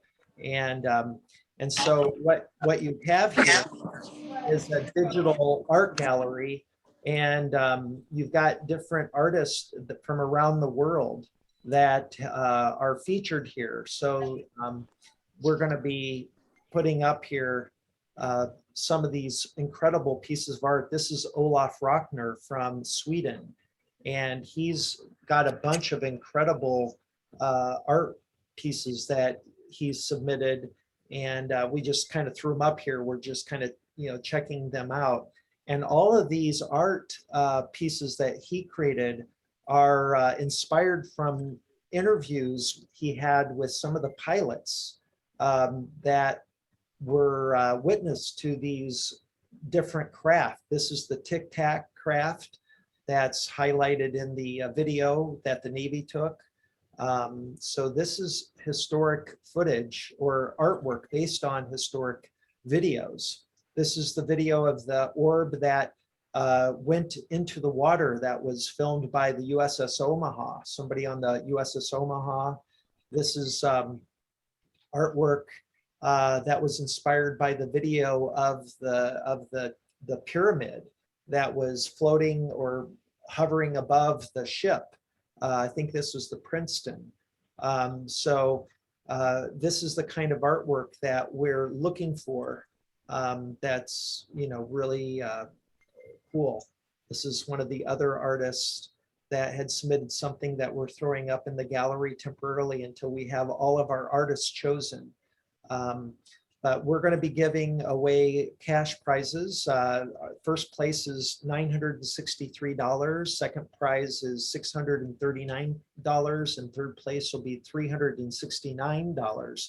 But more importantly, during the event, we're going to be supporting these artists and promoting their social media and their websites, so that, and encouraging people to buy their artwork. So beautiful, Mark. I've already got a few artists that I can't wait. Layla Love, who works with, her mentor is Gloria Steinem, the activist, and she makes amazing art, and I've been sharing with her, and oh my gosh, she's looking forward to connecting in and being part of, because this is diplomatic, right? When direct contact is made and shared, and with our star family, when they look back at humanity, oh my gosh, when we're making art, when we're sharing it this way, the beauty of really seeing them. Isn't it a great idea, concept? It's so exciting. It's so exciting. It really is special. It is. And I have hit my time mark. Okay. Where I'm so grateful we're together. I'd love to go into Hue together. All right, that's good. If you want to choose a piece of, I love us being together here, and for us to move into, oh, Lori, go ahead. Lori wrote very quickly, I said that she could ask a question when you came back. Thank you for reminding me. Lori wrote, I heard, and Lori, go ahead and unmute yourself. You're unmuted. Go ahead and share what you wrote here. Oh, I just said that I love being here today. Truly grateful for what was shared and for our becoming God. Would love to be a volunteer in the community hub. Imagination greater than knowledge, making contact with our multidimensional being and divine consciousness. Glory be. And then I just said that a long time ago, I heard that all astronauts off the Earth looking at our blue emerald mother Earth have had a spiritual or mystic experience. And I love where this presentation has taken my imagination and intention to soar and fly high into the mystic. And I just love being here is really all I want to say. I'm very grateful. Oh, well, thank you, Lori, for mentioning that. Yeah, I can resonate with that idea that any advanced civilization that's visiting our planet has to be really in awe of the beauty of our blue marble, our blue dot in space, because it's so gorgeous. Just the pictures that we've gotten from previous, space missions and from the International Space Station, I can watch those videos for hours, and it's very moving to me. And for them, it's got to be equally moving. That and that I think that might be why they have a vested interest in our well-being and they're rooting for us. They recognize that we are like children growing up into adulthood, and we need to take responsibility for ourselves and our planet and act responsibly and have reverence for life and the earth itself. And so we're going through this growing pain from being kind of the entitled, entitled child who's been spoiled, to the adult who's taking responsibility for itself and its actions. And that's what I believe this awakening in part is largely about. This That's awesome. Thank you.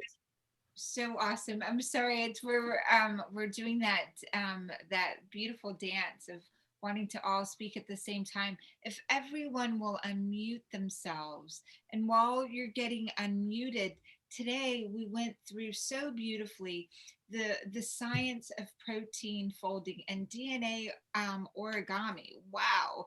Who thought you would be talking about that today, right?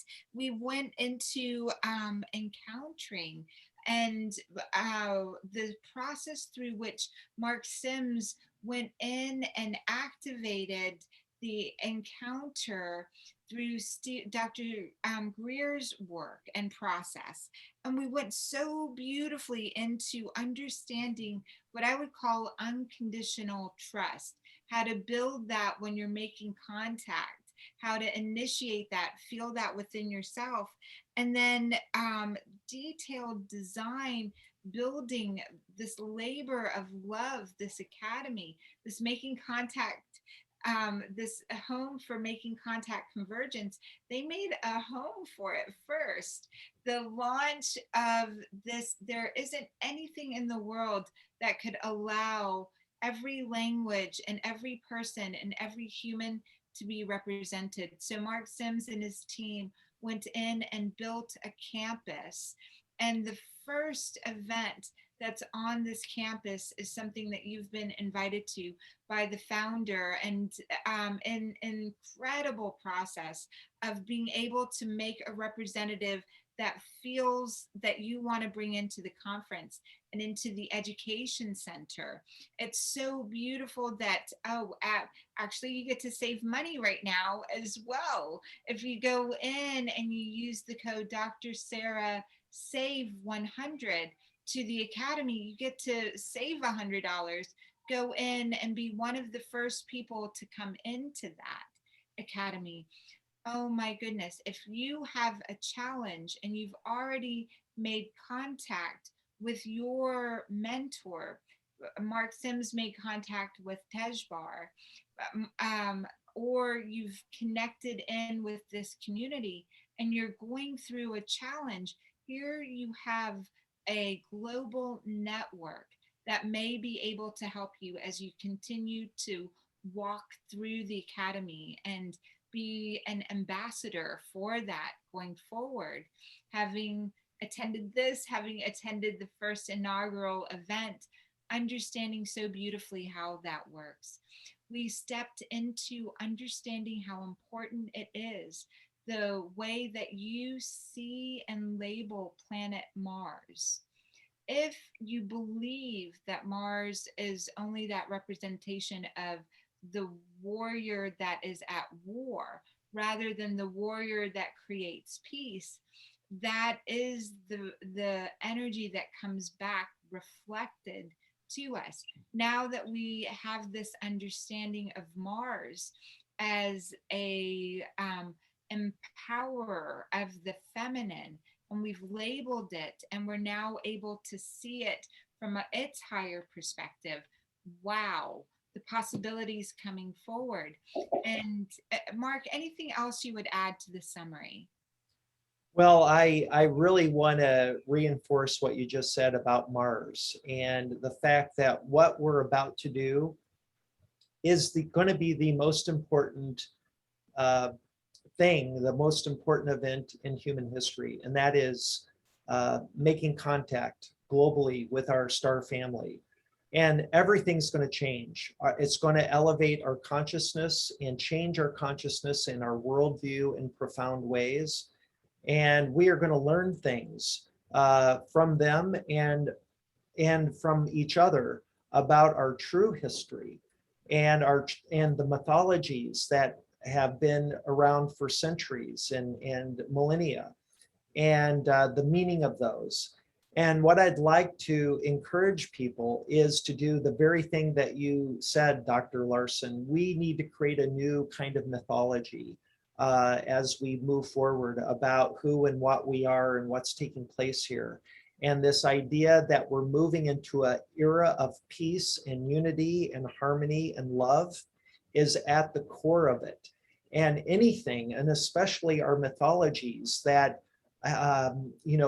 promote and continue these old paradigms that are no longer useful to the human family, the paradigm of the warrior that's making war and separation, that has to be transmuted to something different. So of all the Greek and Roman gods that are so enriched and ingrained into the human psyche, let's transmute that energy of Mars into the loving, protective warrior, the divine masculine who's operating in protection of the divine feminine so that she can blossom and bring forth her gifts and thrive in this new world of love.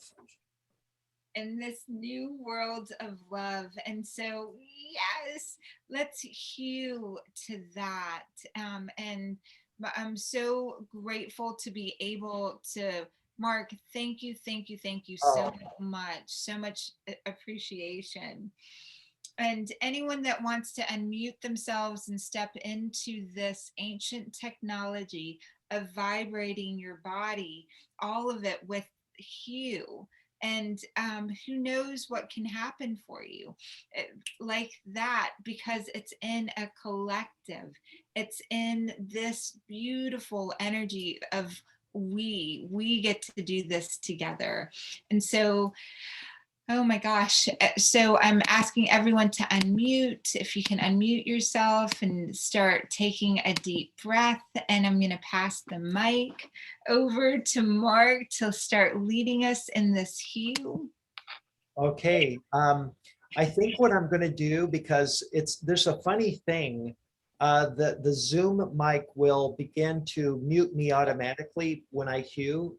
But what I found is if I go on the campus and I hue there, that and I share the sound, it won't mute the mic. So I'm going to share my screen here. I'm going to go back to the campus and I'm going to teleport to a special place where we're going to be doing hues on a daily basis. This is where I'm going to hue. So I'm going to run up here and show you this amazing vista where people will be gathering when I do group hues. Right here. Beautiful. Okay, so I'm going to turn on my mic and let's see what happens here.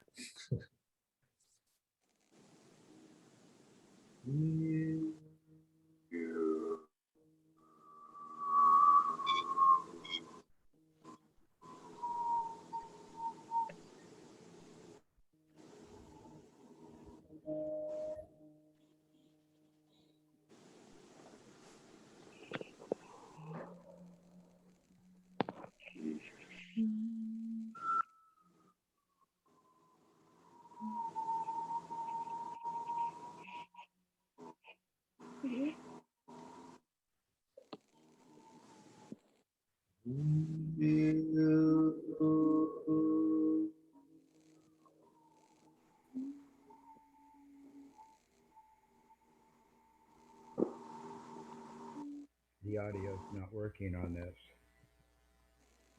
feels like maybe I just heard someone share the audio is not working.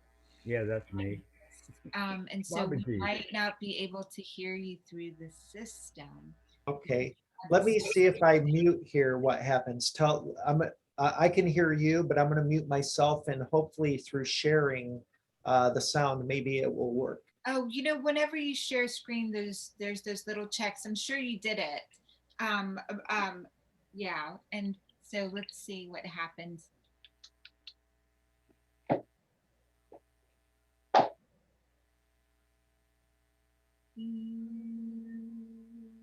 For all of us to stay in that frequency of hue. And Mark, I think if you're muted, we can't hear your, and take your time until it's done for us to be able to hear you. There we go. And the beauty of staying together in this one place, the stars, the earth, the moon is aligning. And so, right, it's perfect. It's exactly, there's nothing wrong here. Is a very important energy to embody inside your heart. That triangle, that balance, and that statue that we saw that Mark had, when you hold the energy of there's nothing wrong here, and you begin to really embody that fully in your heart, you get, there's an astrological alignment happening, there's a physical alignment happening, and to stay in a part of your body that's feeling and generating how beautiful. So let's see if, and I heard your hue, I felt the vibration. It's very unique, Mark.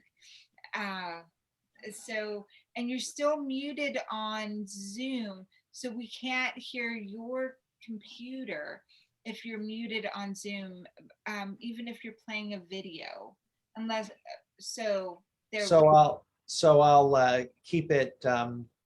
I'll keep it going. So I am sharing the audio from this shared screen, but I'm also unmuted. So hopefully this will continue to work. You want to continue hewing, or are we 1 minute of hewing, and okay. everyone, and if we all take a breath in together, and maybe in there we'll get 3 hues all together. Mark, you will lead us through 3 hues. Okay. You direct our breath. Say take an inhale, and then on the exhale, that process. Okay, that sounds great. And I can hew for a very long time. So we'll do this 3 times, and I can hold a hue for about 45 seconds. Beautiful. So we'll do that. And for those of you that want to try to do it for 45 seconds, I encourage that. But if you can't, you can continue with me, and then just know I'll start a second hue about 30 or 45 to 50 seconds again until I do 3. Okay. All right, here we go. So everyone get comfortable and close your eyes. Let's take 1 cleansing breath. We're going to breathe in through our nose and out through our mouth.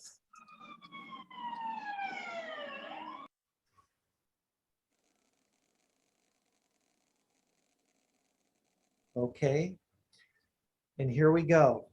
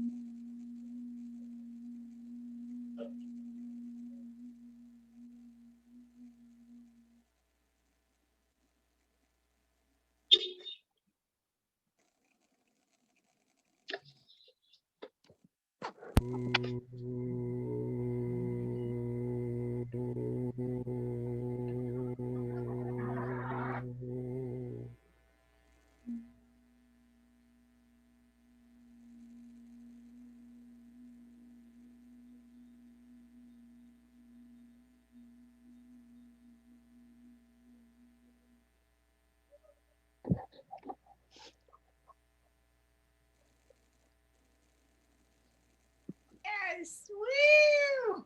All right. All right. That was fantastic. Thank you. Lori, go ahead. You lit up there.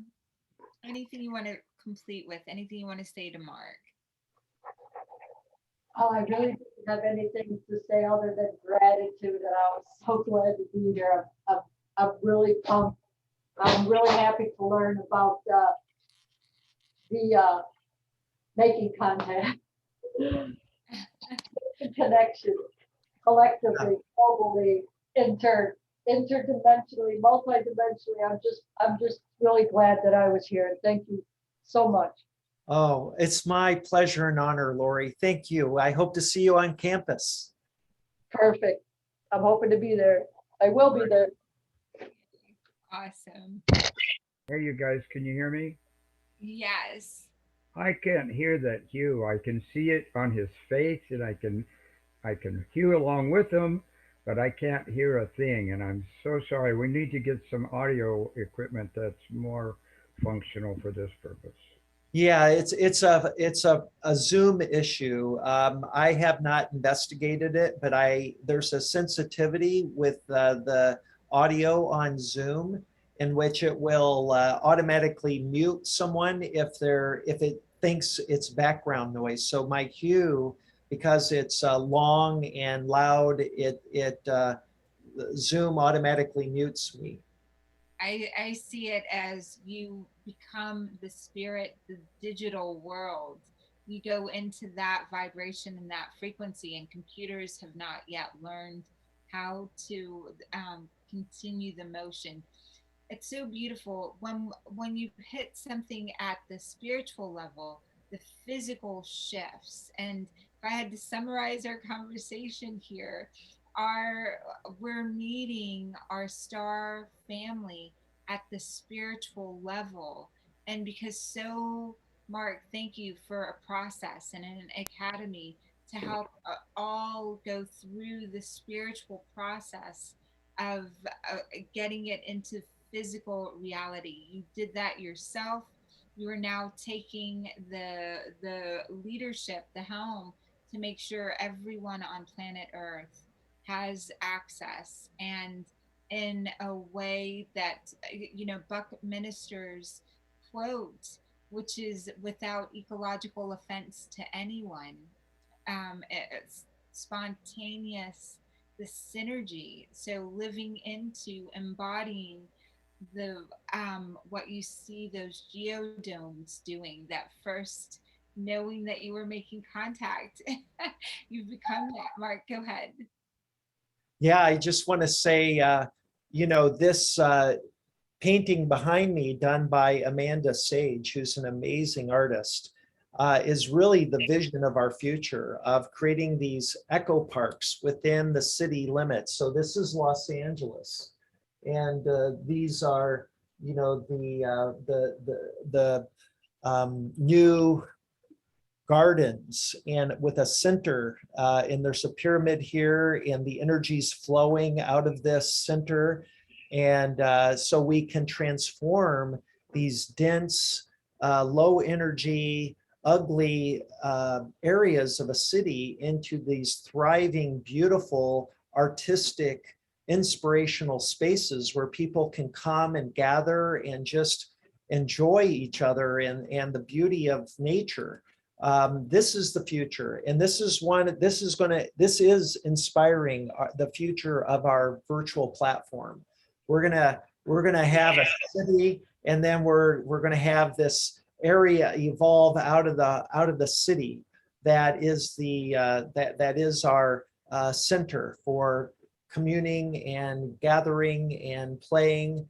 And we're going to go with virtual reality. We're going to do augmented reality. We're doing the translation technology. We're going to be doing AI technology, integrating that so that we have these volunteers that are, these avatars that are controlled by AI to help people to, come on board and have it, solve their technical problems and to answer their questions, to have conversations. And we're going to train these AI avatars to teach them about the real ET races.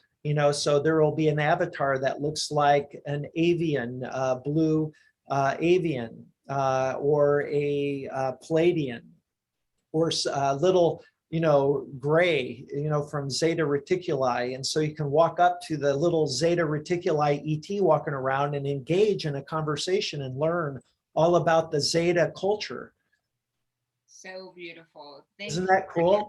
That's so cool. Hey, Mark. Yes. I just want you to know that the Hue thing is so powerful.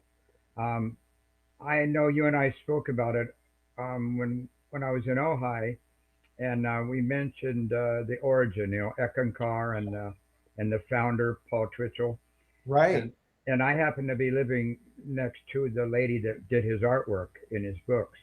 Oh, really? Oh, yeah. So I've been doing the Hue off and on, for, well, I'd say 40 years at least.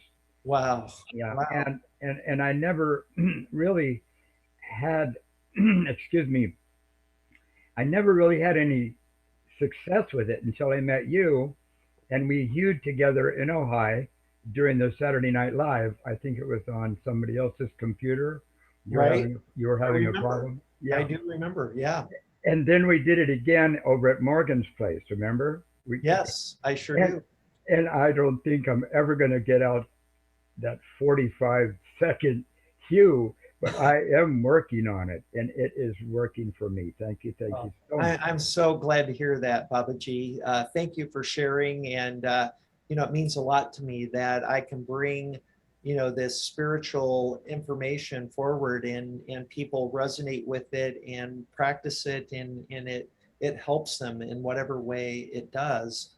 Yeah, I thank you for saying that, and I want to continue doing this. I really see my life's purpose now of being a spiritual scientist and presenting this new information to raise consciousness in such a way that people can wrap their heads around it and show that it's ultimately grounded in science, in the physical and the spiritual laws of the cosmos.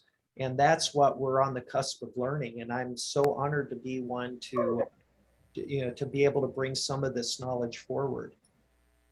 I believe it's in the exhalation.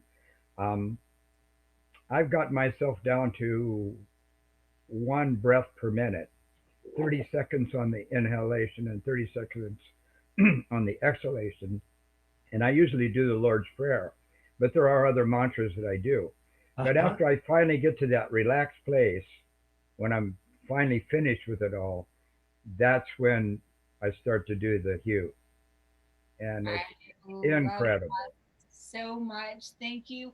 Join us tomorrow for the last day of this year's Lionsgate. We'll be on at 11 a.m. And Mark, thank you so much for being with us. 11 today till now. What a trip and a journey it's been. And I will see everyone tomorrow. We're going to continue the conversation. Please, if you have any questions or want to reach out, contact form and drsarahlarson.com. Mark, the Academy Making Contact. It's Anything you wanna special. say? It really is special. I'm so excited for everyone to try it out. It's exceptionally well done and thought out, and where we're taking this is the future. Where And we taking this, and the website for those that only get this on audio, the website for is makingcontact.com. It's really simple. Makingcontact.com. .com is on the audio, and we'll reiterate that over and over again.